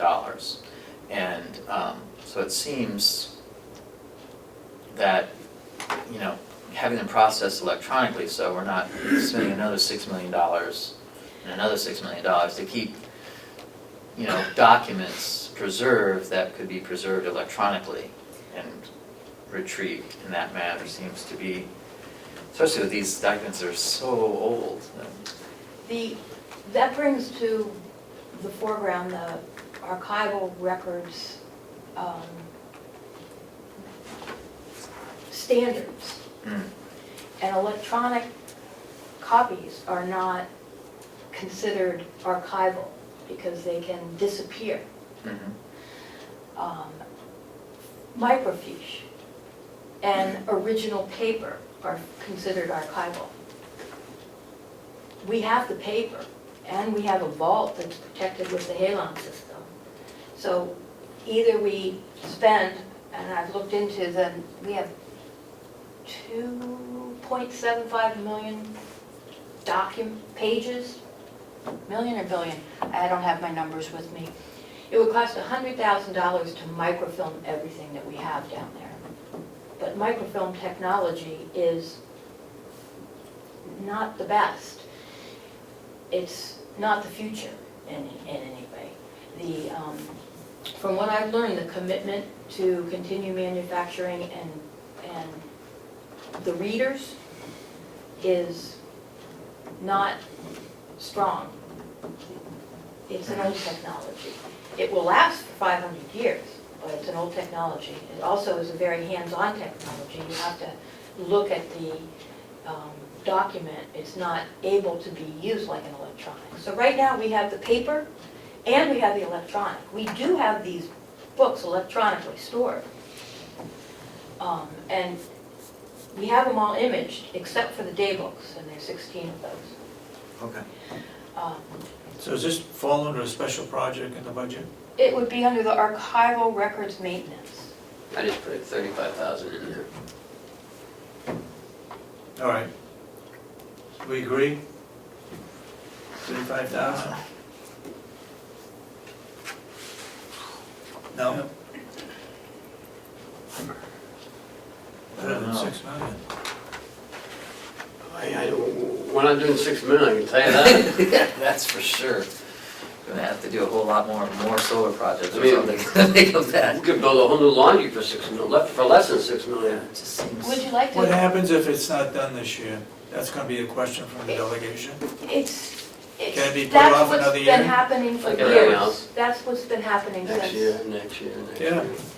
And the records are literally they're disappearing before our eyes. Mhm. I can take you in there and you will be appalled. Take your subcommittee in there. Well, So for 35,000, can you do something with that? yeah, I can Okay. get started. Okay. All right, then let's put 30, I would support 35,000. I don't know about these guys. No, that's fine with me. It's fine with you, okay. Put 35,000 in the budget. Good. And what's it gonna call? What is it? Microfiche? No, it's archival records maintenance. Oh, for maintenance, all right. So add another 35 to the 2,000 that's in there. Okay. So it's 3775. 37,475. 475. Okay, phone looks good, travel. You've been using the county car, County car's been great. hasn't it? It's been saved a wonderful. ton of money. Yep, A good idea. as Thank you. long as that county That's my car is part. available, Take this that. amount is sufficient. Nope. We'll be leasing one out next year. Your plan scan and plan print. We have ordered a bunch of supplies for that recently, which hadn't been ordered. Okay, Um, so 1305 is gonna be good enough? Yeah, 1305 will be You're gonna happy. have that money left over, or are you gonna be spending that We have 1,500? already, You have already. we have, not all of it, but we have ordered and we Okay. have received our new paper and toners for the year. And your fax machine expense, you have a leased fax machine at service? No, that's the line, that's the hard line, the Oh, the phone hard line. line. So that's for your fax machine now? Correct. Okay. Special project document. Copier and printer expenses, that went down, That 600? goes down because people are now printing from their offices. Nice. And you got the list of new equipment. All right, so it's going up to 400, but 438, 38. 266. The So- revenue budget is, I don't know if you want to look at the revenue budget, but that's higher as well. no, we're gonna look at it next Another week, time. because Chuck doesn't have it. Right, All right, All right, thank you. thank you, Lise. thank you. Next is nursing home. Page 25, 6, 27, 28, 29, page 30. We're gonna look good compared to asking for 6 million. Thank you, Lisa. Welcome. For warming me up. We're gonna have to break for lunch. You got lunch coming? Yep, lunch is coming. What time? 12. Okay, you got 10 minutes, go. Now, All right, that's good. It's only what, you only Yeah, we have only a dozen have 5. pages, you have 1 minute per page. Oh, yeah, I gotta move here. It's page 30 on mine. yep, page 30. Yeah. I was gonna put purple in for you. Can we All right. do environmental services first, just in case Bob just wanted to stick around, because we're combining laundry, Sure. keeping and maintenance into one department. Okay. To That'll make be on it page easier, 33. just in case anyone had any. So we combine 33, 34, and 35 into 33. And on page 33? Right. Up to the very top item, okay. So, Why are you doing that?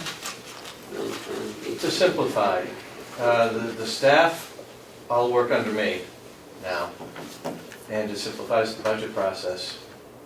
housekeeping goes into laundry, maintenance does some housekeeping duties. I mean, they're all interchangeable, really. We kind of work together as a unit. Yeah. I hope you come up with a good reason for the delegation. Yeah. Because It's they gotta be- like it's to gotta have be it the same separated reason. out sometimes. Yeah, they may not like it. I don't think he was understand that, but- insinuating that your reason wasn't good. I mean, I think it's easier for everybody, I mean, it's less lines in the budget. Less lines that in the you have to budget, Look at and control. it is. Like he said, they all interchange, so then during payroll, you don't have to, if someone works in laundry, but they're coded for housekeeping, you have to make sure you do that transfer, otherwise your line items get messed up. Now we won't have to worry about all those transfers. I think, I agree, but, you know, on the delegation side of the desk, they'll look at this as maybe a way to shell game money. So it's Oh, important to be able to, for them to be able to see this combination of Show them take- what it was last year. so they can make these comparisons. See, you see what I mean? Like, you need to develop a spreadsheet that says, this is our as-if. So you can, you know, if we had this department last year, this is how much would have been budgeted, and here is the increase. You see what I mean? Or in this That's- case, this year, the decrease. Okay, or even better. But do you see what I'm saying? That's, if you put together a spreadsheet that just lets them see, okay, we'll just say, line .018, Medicare expense. You know, last year's budget is, you know, the 3770. Well, if you put together a spreadsheet that says, well, if you took everything together, the actual last year's budget would have been 7,800, and this year it's 8,381. So they could see all those things, We juxtapose them. intend on showing them a comparison between last year's 3 budgets versus the proposed 1 budget. Okay, perfect. We just. Let's talk about travel That'd be expense. nice. Where does the travel expense, who's gonna be using the travel expense? What line? Travel, 070? 073. 070. 070. 070, that's a new item, right? Because No, not in the no, other budgets? No, it was in 5150 before, Yep. and it was reduced last year. It used to be, I think it was $1,000 at one point, but we reduced it. I use this to go to classes that I have to attend to during the year. And it's $400. I just didn't see it in the other pages. It is, it was in 5150. Well, this is 5150. Right, The new 5150, the old 5150 is where it was. right. It's the same as it was. We're gonna be last year. answering a lot of questions like this. Yes. Where's the 51, where's the old 5150? Oh, environmental services, but that shouldn't change. Right. The dollars have not Have The changed. dollars hasn't changed. Oh, like $400. You just haven't used any money out of it yet. Right. Okay. Because I've been using the What car. are you looking at, Ken? You got the, what page you, We're on page 33. Well, actually, I have used some, it just hasn't. $400 was, Yeah. what was his budget? He hasn't used any yet. I have, it just hasn't shown up yet. Okay, oh, okay, okay. so, see, he would have used some, it would have been there. So that line was there last year. Yeah, Yes. Yeah. actually, I just took a big chunk out of it. Oh, because you went to your class. Yeah. Okay. All right, so let's go down the list. Let's knock it out. So $1,300, so you combined the 13, the 6, and the other 13, the 6, and the $800. So the 8, the 5, and the 1,300, so Line. you reduced it to 2,000. Yeah, what line are you on? Education. First one, Overtime. overtime. Overtime. Going down the list. Overtime, yes. So 8, 10, 11, so that's 21, so that's $2,700, so you reduced it by $700. Nice. But you budgeted 1,300. How do No, you- last Back to year, overtime. let's start over. We're combining 3 budgets. Yep. 5150, 5160, 5170. So you budgeted 800 last year in 5170, 5160, 500, and 13, which is 2,600. But you reduced it to $2,000, so that's a $600 savings. Okay. Generally, that's what happens when you combine. So instead of having 20 different little reserves, people estimating what they have, it's much more efficient. The more we can consolidate accounts overall, As long as you can explain it. Exactly. That's the problem. But generally, it'll be just like this, it'll show a net reduction. It's not hiding an increase. 280, 240. So 784. So salaries went down?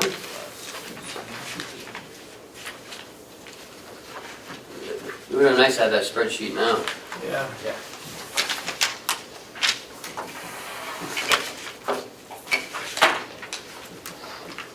I can see the delegation saying, well, another This is gonna- change, this is same gonna as what swing happened some last year. Oh, well, They're putting stuff together and we can't figure it out, so what do? We cut it.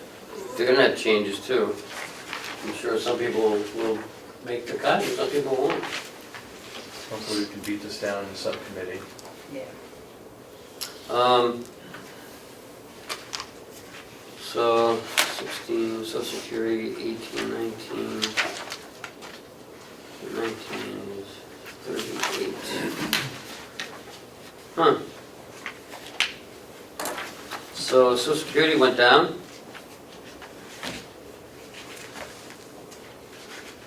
I don't see how that can happen, but.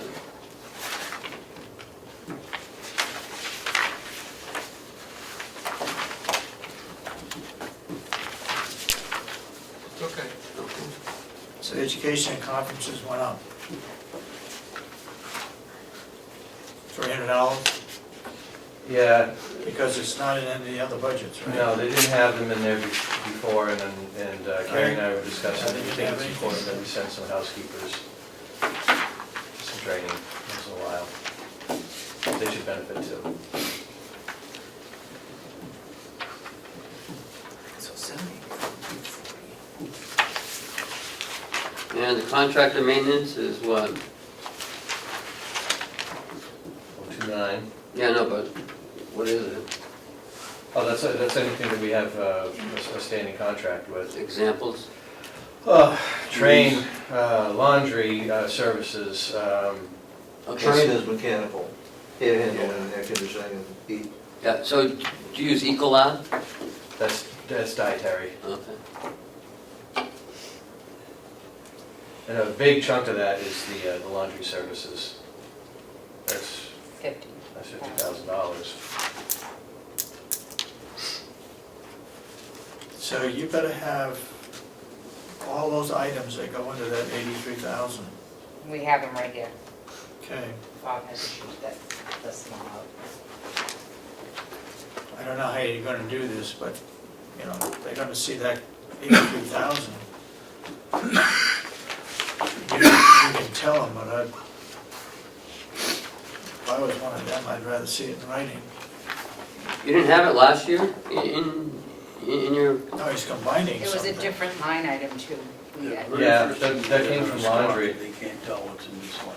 Yeah, It used to be in 5160, 029, and I made that in my notations. so. We do a handout with all the stuff in contractor maintenance so they can see it. Sure, Yeah, we can give them yeah, a sheet. I was just getting this. Does it have all the amounts in there? Yeah, Okay, good. you have that, but we don't, that's why we're asking. Right? Yes. yeah, this is my worksheet that I handed over to Paula, and then the numbers got plugged in, but I have this, I can, want me to make copies of it right now? Take me about 2 minutes. You wanna see copies of it? At some point, I Can't don't hurt. know Are you okay? whether we need it right now. We're gonna put together a whole package of backup sheets Gonna for the have whole to. budget. Yes, that's part of the process. Are we gonna get into the same situation with general operating supplies? I think with all Everything's due respect combined, is that we as the board, I don't mean to speak, but we as the Board of Commissioners and expect the same level That's what I would of expect. supporting documentation as you plan to give the delegation. Oh, yeah. That's why we're like, you know, maybe the environmental services needs to be put off until next week. They can put together the spreadsheet that will show us these Okay. things. Fine. You know, just put that together. Yep. Because, you know, I think that's the level That's what that, Bob's copying for you now. Yeah, but he's only Yeah, doing he's doing that, and contracted that's maintenance. great, but No, as it's far as that, everything. Oh, it is everything, He has, yes. okay. On this sheet that he has right here, it goes over each account and it lists how much was formerly in a different line. He has it all broken down in the sheet. Oh, okay. all right, well then, great. But that's kind of our concern is, we're not seeing this documentation, so we're, Any other departments being combined? No. Just the ones we've already talked about, like mine, going into commissioners. We are looking at combining a couple of line items and nursing, but nothing major, like the budget. Thank you, Bob. thanks, Bob. There we go.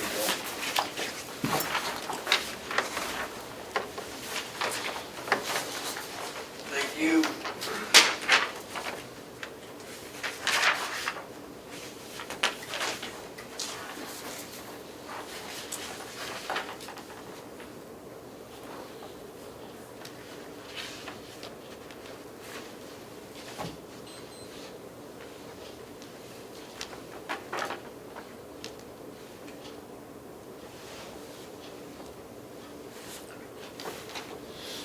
Outside linen, 57,000. So outside linen is also contracted maintenance? That's what we're putting it in. Okay. Contracted It should be fees- contracted services. Contracted Change- fees and services. Yeah, I'm gonna change that from maintenance to fees and services.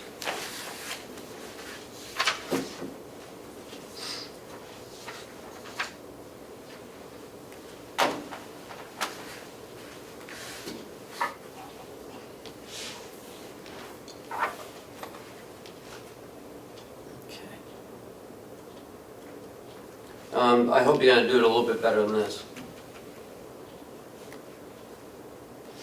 Well, you can go down Yeah, I can change item it. by item.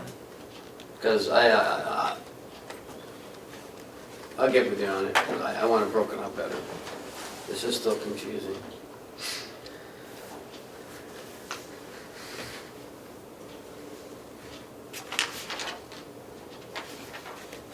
Bob, you don't see pellets going up? We're still using more propane than we are pellets. Yeah, right now, while we're still under that contract, yeah. And, So that goes through till next March, you said? yeah, March. no, propane is July. I thought you opened the book, I said Electricity. March or July, and you said. Electric. Electricity is. Electricity is is March. March. Okay, you're right. And the price of our pellets went down a few dollars per ton, and, yeah, so we're not burning a lot of pellets. So if the contract next year for propane goes up, you might be using more pellets, We'll use as many as we have budgeted, okay? that's our limitation. Ultimately, I like to see those two line items combined into heat. And then we use pellets or propane, whichever is to the county's advantage. So we have a heating expense. Whether it's propane or pellets, Yeah. then it shouldn't make much of a difference. Mhm. So a lot of your, some of the stuff went down, huh? The items that I control, that we see on the sheet, went down about $9,000. What about your 081? That went down a little more than 9,000. Generator expense, Bob, Yeah, but other lines, like 062 went up, 061 went up, Oh, yeah. burned up the difference. Generator expense, yeah, I'm sorry. generator expense, Yeah, we had planned this year, 2016, to replace the transfer switch Yep. at the annex. Well, we had a catastrophic failure of the generator in the white shed. Radiator, water Yep. pump, that type of thing, that was an emergency, and that pretty much burned up that money. That was a Remember non-emergency that, that yeah. happened, a non-emergency that happened. Yeah, so we're budgeting for it again. you know, at some point in time, you're gonna have to replace that generator. That's an old clunker. It's a military generator. Yeah, but, well, where's the, so it does supply the sewer. Yeah, I've Yeah. got it written down. And half, 1978. Half the I old think. building now, so that's gone, And it's emergency for the old nursing home. yeah. Yes. So, and a laundry.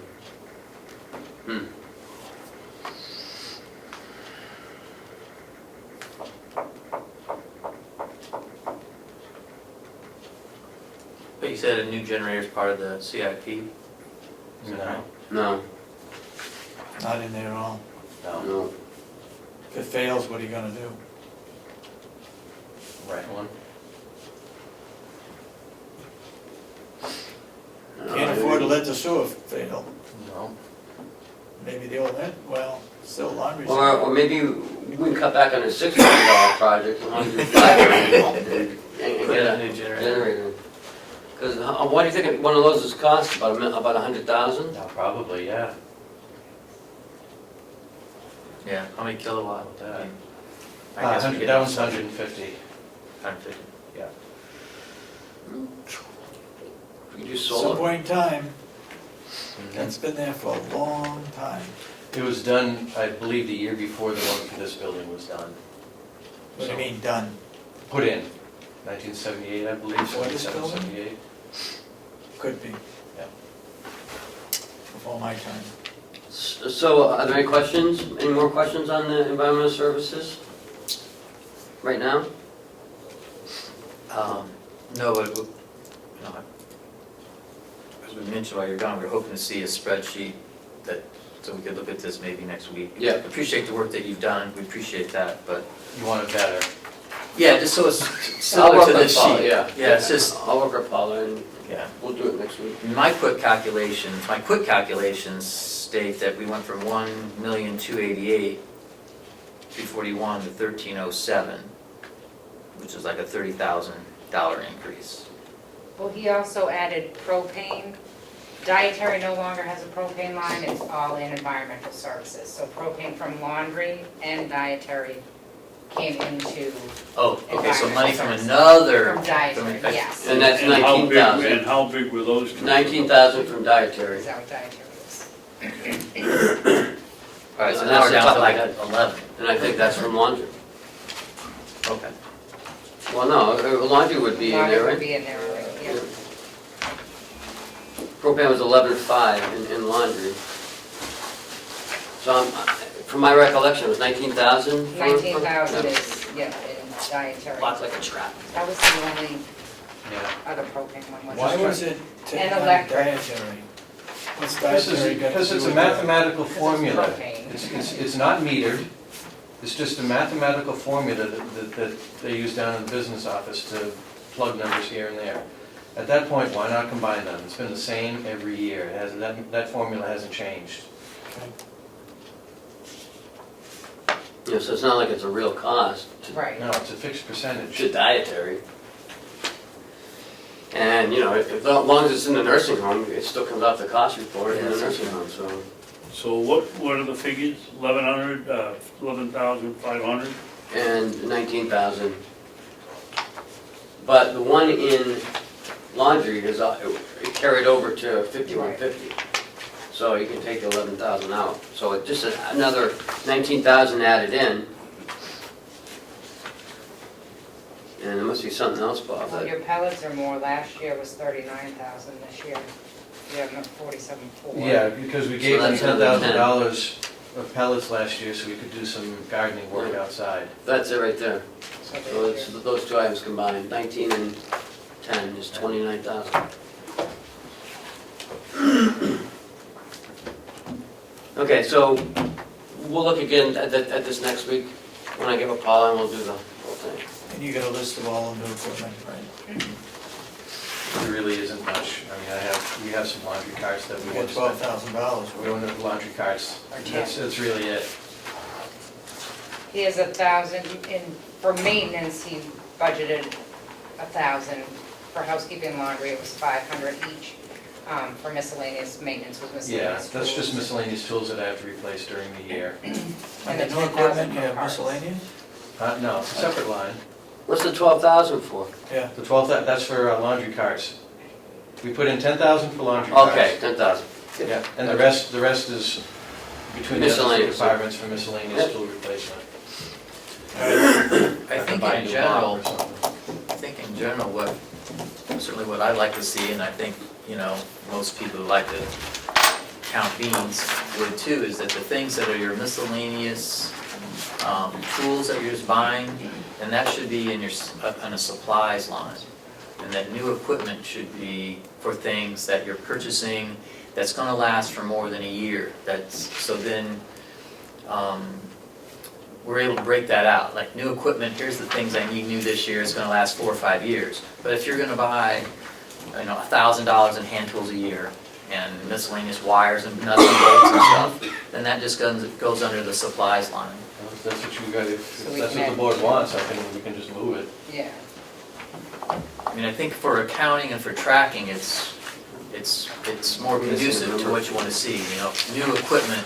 Oh, yeah. This is something that we're buying special, and you can look at that line every year, have an itemized list of what the new equipment we want is this year. And then if you know every year, you have to buy so much in wires and nails and nuts and bolts and paint, that just goes under your general supplies. Is that what the board wants us to do? Take I'll that, just move it move to it up that. to supplies? The sheriff had one. Well, I think that's what the accountants would prefer to see as well. I mean, that's what equipment is. Equipment's things that are capitalized. Bottom line's the same, I'll just move it. Gotcha. I'll just move it. Just move it. Bottom line's the same. So we're moving what? 097 up to 039. $2,000. Yeah, we're not moving all of it. No, No. just 2,000. 80,000 of I'm gonna keep the 10,000 for the laundry carts and. Up to 029? Contracted fees? No, 039. it. 039, sorry. So 67.5.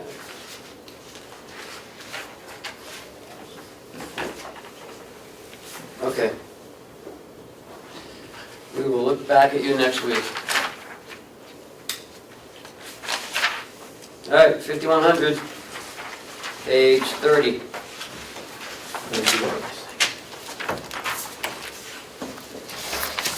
Overtime's the same as last year, 400.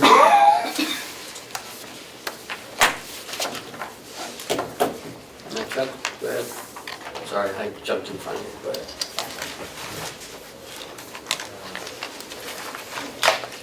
Salary administration is up a little bit because there's a half-time position for benefits and payroll and benefits and enrollment rather, not payroll.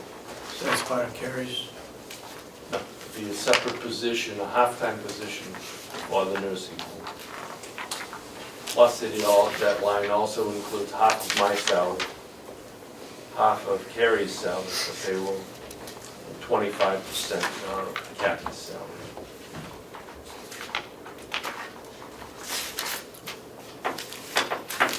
Gonna have that written out too. We have Okay. Why isn't Kathy's salary more like 30 or 35? She does the bills and, because They shouldn't do all the bills. Paula does a lot of the accounting for the nursing home. I mean, her split hasn't changed. It stays the same, 25. Chuck's is the same. I think only you're splitting Carrie's in there now, right? Yes. A little bit, because she does the payroll and. Okay, and then we have a half-time person in there for the benefits. So our billing went up 15,000. Social Security went up because of that person? Time at the same, Medicaid the same. And again, That's right, because we medical timed, and it's a dental part-time not yet person. included. Tell me again, that half-time person, what's the half-time person gonna be doing? Enrollment and benefits and HR. Oh, that's the HR person, okay. Workers' comp went down, as it did. Unemployment went down. Sorry, Chuck, I keep jumping in. It's all right, you're enjoying yourself. is Cordelli just come up? Education and conferences? No, I said I was sorry.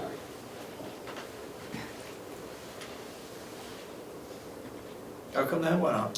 Education and conferences, we've been sending people to the NTT conference every year, which is our software, it does our MDSs and our accounting software. Renee went this past year for medical records, is going to start doing electronic medical records. We would like to send our MDS coordinator to the conference next year. It's probably about roughly $3,000 to send them, so we'd like her to go next year. Your budget's 75,000, 7,500. Right, because we've always had some, we just added in extra, It's about 3,000 to go to that conference. right, How long did it last, a month? it's like 3 days. But it's, Where is it, Renee went to Hawaii or- California, I went to California? Tennessee, Lori went to Florida for hers. Every year they have it somewhere different. I'm not saying we shouldn't do it, but boy, that looks like a lot of money to go 3 days, or what, $400 or It's a good $500 conference. for a plane ticket, where's the rest of it go? Oh, it's flight, Flight, hotel, hotel, food, food. and you have to pay for the, training, the registration, right? That's, Okay. I mean, it's a good conference. There's a lot of, It's one of those things, the only thing that's worse than paying it is not getting the education, background, and training, so that we're not making full use of, not optimizing our revenues or making good use of the software that we have. Yeah. But it is painful, but there's no, we haven't been able to find a less expensive way to accomplish it. Who puts it on, the software people? The yes. software people themselves. So they got us coming and going, They do. we're going and coming, going out and coming back. Just think all those metal and steel conferences. Auditing didn't go up, or legal. but what is that used for? Auditing and legal, Yeah. for the cost report, and for all the legal issues at the nursing home. Okay. And I have another bill to pay, which is gonna bring it up to pretty close to 40.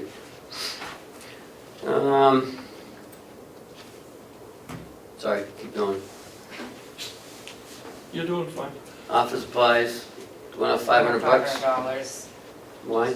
General increases, cost of supplies going up, nothing huge. Dues training stayed the same. What is in that dues training subscription? And why are these different? Checkbook.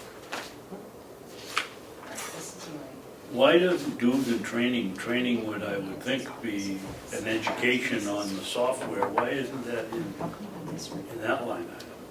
Well, because it's under education. You just said education. There's a difference between education and training. There is? I don't know. I want to go back to office supplies. You gonna spend all that money, Yes, 6,500? yes. You only spent 26 so far? That was through. That was That through was the end of September. September. But you gotta spend it all. 6 more weeks since then. Right, yeah, I don't know what's been posted since then, what home is bought, but when we buy our paper, that's a big expense. When she does a paper order, Right. it's a huge expense. Postage is up 1,000? It's not, No. it's the same. No, it looks like it's up 1,000. It's up 1,000. It's a nice try, though. I like that. That's fine. You can try to convince me all you want, but it looks to me like up I 1,000. know, and that's what I'm saying. Right, these are expenditure reports, and Yeah. reasons over, this is our adopted budget. Postage right here is 2,500. Mhm. Why does it only say 1,500 on this report? It did the same thing with office supplies. It says 6,500, but on my working report, it's 7. The change here isn't with the proposed budget, is the question is whether or not the adopted budget from the current year is. Did you do a transfer? Well, did we transfer money out of those lines? Did you transfer any money? It had to be transferred. For that to be done, Got it right something here. had transferred.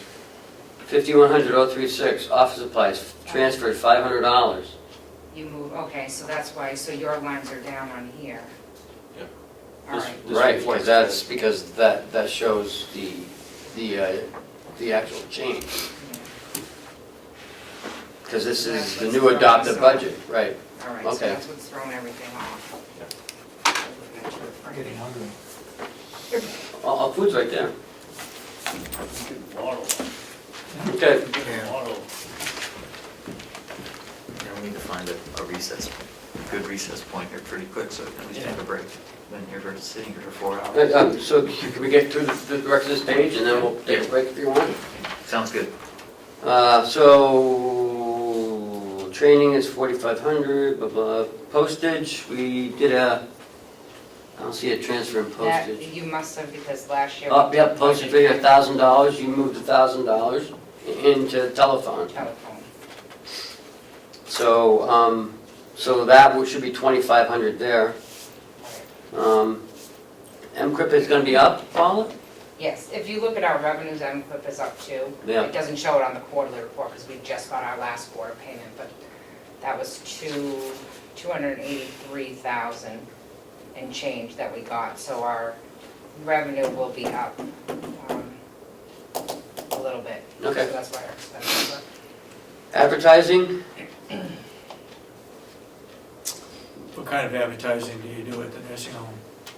Well, this is Not for designed- positions, right? Not for help wanted, this is. we did, well, we did this last week, we did, I took $600 out of this to pay for the ads because you're losing LPNs. Correct. So that, I did take it out of this one, because we're very short in our HR. HR advertising, so.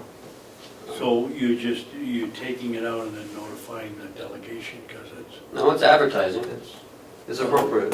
it's appropriate. The advertising account's also used in the coming year for marketing materials as we try to build and develop our skilled census. Right, well, wait a minute, I'm confused here, because someone just said that you don't use the advertising for help, but you did this time. it's advertising, we can use it for that. What else do we advertise in a nursing home? He just said, for the skilled care, the original purpose of this line was so that they could put together some brochures and have whatever, maybe a little mixer, whatever you want to call it, for the doctors to come see the facility and Right. stuff like that. And that doesn't appear that much of that went forward based on the amount that we spent. Although, didn't Marcy do a flyer up? Jen has produced a trifold brochure. We haven't sent it out for formal printing, but we do have something that we do hand out. But we've already started this week with looking at logo revisions, developing the graphics that we need to be able to do all this, so Okay. it's coming together. Okay. What did Marcy do? Marcy, we're actually borrowing from Health Pro, Heritage Health Pro, some of their collateral materials so that we can take from them Okay, the rehab portion and essentially rebrand it as our own. okay, Ken, yep. let's make sure we don't get in a copyright. Yeah, I was tangle just gonna say over it. that. Get something in writing that says, at the Health Pro, whatever it is, we can use their information. Oh, no, you're right to be sensitive to that, but we're doing it with their full blessing. Because what's good for us is good for It's them. in You have writing. it in writing? It's in writing. We will. Thank you. Okay. Thank you. 'Cause we don't want to go through another pixie No. No. mess. But, good point. Thank you. Telephone, we transferred money into there. Yes. You sure 16,000 is enough? Yes, Norma has worked with Verizon, so hopefully our cell phone bill should start going down. It went up, we got a couple new cell Yep. phones after the budget was passed this year, so we were over a little bit, but she has talked to them, so that should be going back down. Okay. So 16,000 is a good number. So your photocopier is the same? Excuse me, Kenny. Yep. That 16,000, is that just cell phones, or is that No. the stationary phones? That's stationary, that's all the phones. The whole office system. Okay. Again, a photocopy expense, you're gonna spend all that money? Yes. That's only through September, so we have 3 more months of bills, and maybe 4, because It depends when the moving office, we might not get the September bill till October, so we Yeah. actually might Right have up fifth quarter. 4 more months. New equipment, That went up a little bit, just a little, Just just a little bit, it went up just tiny bit. Whoa! 285,000. 200, yeah, it went up 285,000. What are we buying for that amount of money? Do you have a list? It's one item, it's one item, we don't need a list. It's actually a very short list. I gave you the list. We've got it. Oh, It's a very short list. What's a pavilion? The pavilion is a combination patio at the back of the building, partially covered, one with half with a gazebo, half open. It's our recommendation, and it's been, with the Friends of Mountain View have been working on this, to use the Doobie, the Ralph and Ed Doobie funds. So that while it's not money that needs to be raised and appropriated by taxation, it is still funds that need to be appropriated. You get that amount of money in the Doobie Fund? They do, $250,000. okay. So The board that's, has to approve that. but it still has to be appropriated, even though it does not have to be raised. Is this sort of like a gazebo? Half of it would be gazebo and half of it would be open deck. It has ramps and, so everyone can use, it's big, so a lot of the residents can get up there at once. Well, I would contact somebody up in the town of Ossipee. We just put in a gazebo there, and I think it was for $10,000, and it's huge. It's gonna have additional expense if you're gonna do all the extras, but it isn't gonna be $295,000. 250. What hurts, 250. what hurts us here is that we have to deal with mechanical problem of, we have to go beyond the sewer traps that we have there. But this predicts the worst case scenario that we have to put fire sprinklers in it, in power. And that's the worst case. Now, if there's any way around that, we certainly will try to work it, but we didn't feel comfortable representing the best case. We wanted to be the most reasonable case, and that would include fire sprinklers, because it would be, if not connected, so close to the building. Is this the first time that we've had to put it in the budget, to take it out of the Doobie? Yes. Why? It was on the recommendation. Recommendation of, You now have a finance director. because there is it's the Board of Commissioners, no, wait a minute. There are 3 people on this committee, right? Delegation, Board of Commissioners, and I don't know who the other person is. No, there's no committee. The Ralph and Ed Doobie Trust is the residual remainder of a trust that was just given to Carroll County to support, at that time, the Carroll County Nursing Home. So it's not a So there's freestanding trust. It's not a a board of residual trust? of the trust. There's no board of trustees? No, they just gave us the money and it's just in a special account And there's no, assigned. It's a, well, obviously, has to there have must be some sort of delegation parameters for its use, but, It's an okay. assigned fund balance. I don't think the delegation's ever approved anything. I don't think so Out of either. the Doobie Fund, but that's not I'm aware of anyway. That may be true, but it may not have been, good crickets, as they say, across the pond. So, I agree with Chuck's recommendation. I mean, it is an asset of the county. well, and plus It's it's going to be so spent. large that, you You spend wanna $5,000 track because you bought a bench or something, Right. maybe that was not really going to turn too many heads, but obviously this is going to, 250 will turn some. yes, Well, turn but some we- heads. But we and need some- emphasize it does not have to be raised. This does not affect taxes. That is true, but And it's there are, to be used to there are, benefit all of yeah, it's certainly more than, everybody in and it's the certainly more than $5,000. So certainly the delegation will have their opportunity to say yes or no, I would imagine, I don't know, we'll have to look into that. Yeah, they will. But, that being said, it sounds good to me that we are trying to do things, properly, I like it. And I like the fact that weren't going to raise $250,000 in tax money to build it. But we were gonna use some of the 6 million.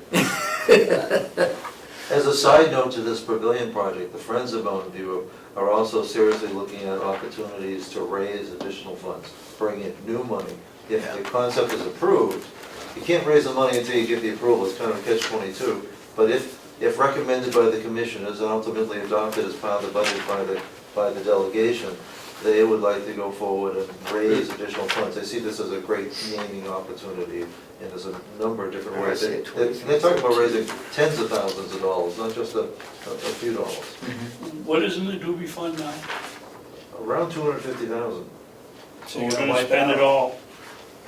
Well, except to the degree that the Friends of Mountain View see opportunity to raise significant funds. Well, I'll tell you, I will oppose that. 250 is a lot of money to put into a gazebo. It is, we Plus are it's looking at, like- we are looking at the worst case scenario here. Well, if you can't put in less money and then overspend. You could put in 100,000 and you'd still be high. Well, the commissioners, of course, will have will be reviewing any proposals, costs and everything else. So this isn't, Good luck. this isn't the approval to go ahead. This is to provide the budgeting so that we can, this is based on a preliminary estimate by the architect. So it's not, it is with all, the worst case, with full electrical, security systems, but most especially the fire sprinkler, fire suppression system. Why do we need it? The gazebo in the outdoor space, we have this wonderful building, and we have this wonderful setting. But what we don't have is any easy way to get people outside in a safe manner. We have a little patio at the back that gets well used by 6 or 8 residents at a time. But in order to take it, but we have no place where we can take people outside for large gatherings. And this would be right outside the dining room. For $250,000, we can rent a lot of tents for the amount of outside activity we have. I just think politically, Howie, this is not the time to put it in for $250,000. We got a delegation squawking about. You can't use the money for anything else, you can't use it for operations. No, Can but you use it for could, there might equipment. be a lot of other projects that Well- come along, you know, we could Maybe we raise need a gardens, we new could put bus. another paved walks around there, we could move the flowers over here and put it in. Have you talked to the resident council about any of this? We have. What have they said? The residents love the idea of an outdoor area. And we've talked to staff in terms of what we need for future projects. This is the singular part, and of course, we wouldn't do it. It wouldn't make sense if it needed to be raised and appropriated by taxation. But actually, I had the pleasure and the privilege of knowing Ralph and Edna Doobie. Great people, and they wanted it for resident enrichment. And How much was that one, the one that was over the old nursing home, how much was that used? You probably don't know, you probably weren't there. Paula, you got any Oh, idea? the ones out, was that out front? The one Yeah. out front? Yeah. They did a lot of activities outside, out front. They took the residents outside a lot in the gardens. Have you had any plans drawn up or anything, or? Oh, yes. We actually got, at no cost, the architect of the building, and EGA, put together, I guess it'd be regular drawings, based on all the criteria that were reviewed by the Friends of Mountain View. And so essentially it was the most expensive, expensive list. We listed everything that could possibly be, and to see, now, depending on cost, the size could be the signs are, the size or the finish could be curtailed to make it fit budget. But we do have the How big is elevations. this? It is about the size of the dining room, of the Mount Washington Valley room. It's enormous, Ah. in other words. So you can, so it's You need to gonna fit fit some 100, residents in there. God. so it's gonna fit 100, it'll fit all 100 How people. many residents go outside? Well, not many now, because the patio will only hold about 8 or 10. It's only those that are We could rent that out. upstairs or downstairs. Well, see, now, if it is safe, secured by railing, so there's no wandering, it's level access, has an automatic door, it'd be used by many more people, because it'd be a safe place for people to be without having to have a lot of supervision. Is there a The more roof people to you can it? get outside, I agree with. But 250. Is there a roof to it Half attached? of it would be covered by a gazebo. But is The it other half- attached, is the roof attached to the building? The covered entranceway could be, or it could not be. That's why you need the sprinkler. Anything that attached to the nursing home has to be sprinkled. Where that gets to be fuzzy is when you look at the covered walkway into the building, that does not have a sprinkler. Ooh, Yeah. we're going to get bagged on that. Well, and I'm actually surprised that it doesn't. Because usually you have to have a separate glycol filled system, separate from the whole rest of the system, just for those freeze areas. Yeah. Even though it's open on all four sides. That's, Because it could catch on fire and go this way and burn the building. Oh, remember you had to put a sprinkler over the 2 ash cans out here in the kitchen because it was a danger? And we got zinged on that So I 10 guess years ago. we kind of digress, but I guess the point is I think the commissioners would appreciate seeing whatever supplementary drawings and paperwork or whatever that, we could have a look at it, maybe in our leisure. it shall be. I didn't think it was that big, that's huge. I think the Friends of You put 400 people in. Longview, it's great for them to be involved and to recommend it, but $250,000 is a lot of bucks. Well, Seems to they're be also willing to get out there and raise a lot of money. That's their goal. In fact, I believe Mr. Ahlgren would like to raise the entire amount if he could. The more you can do to get the patients outside, the better. I would agree with that. So we've reached the end of this page. Do you want to take a 5-minute reset? Yes. Yeah. Yes. Um, Wow. So what do you want to do, like 15, 20 minutes or something like that? Yes, 15 minutes. Do you guys want to leave and come back, or? Because I have their lunch here. I have a funeral service to perform at 1:15. Okay. But That's you- relatively brief. Why Oh, can't that's you not take going 5 anywhere. minutes and get our food and eat while we're doing Keep that? going. Okay, we can eat while we're doing it, I guess. Yep. But we have to have a little break. So people have to I don't know go. about we, but I. That's right. How many waters? I'm have you taking had? a break. How many waters have you had? I've been here for 5 hours.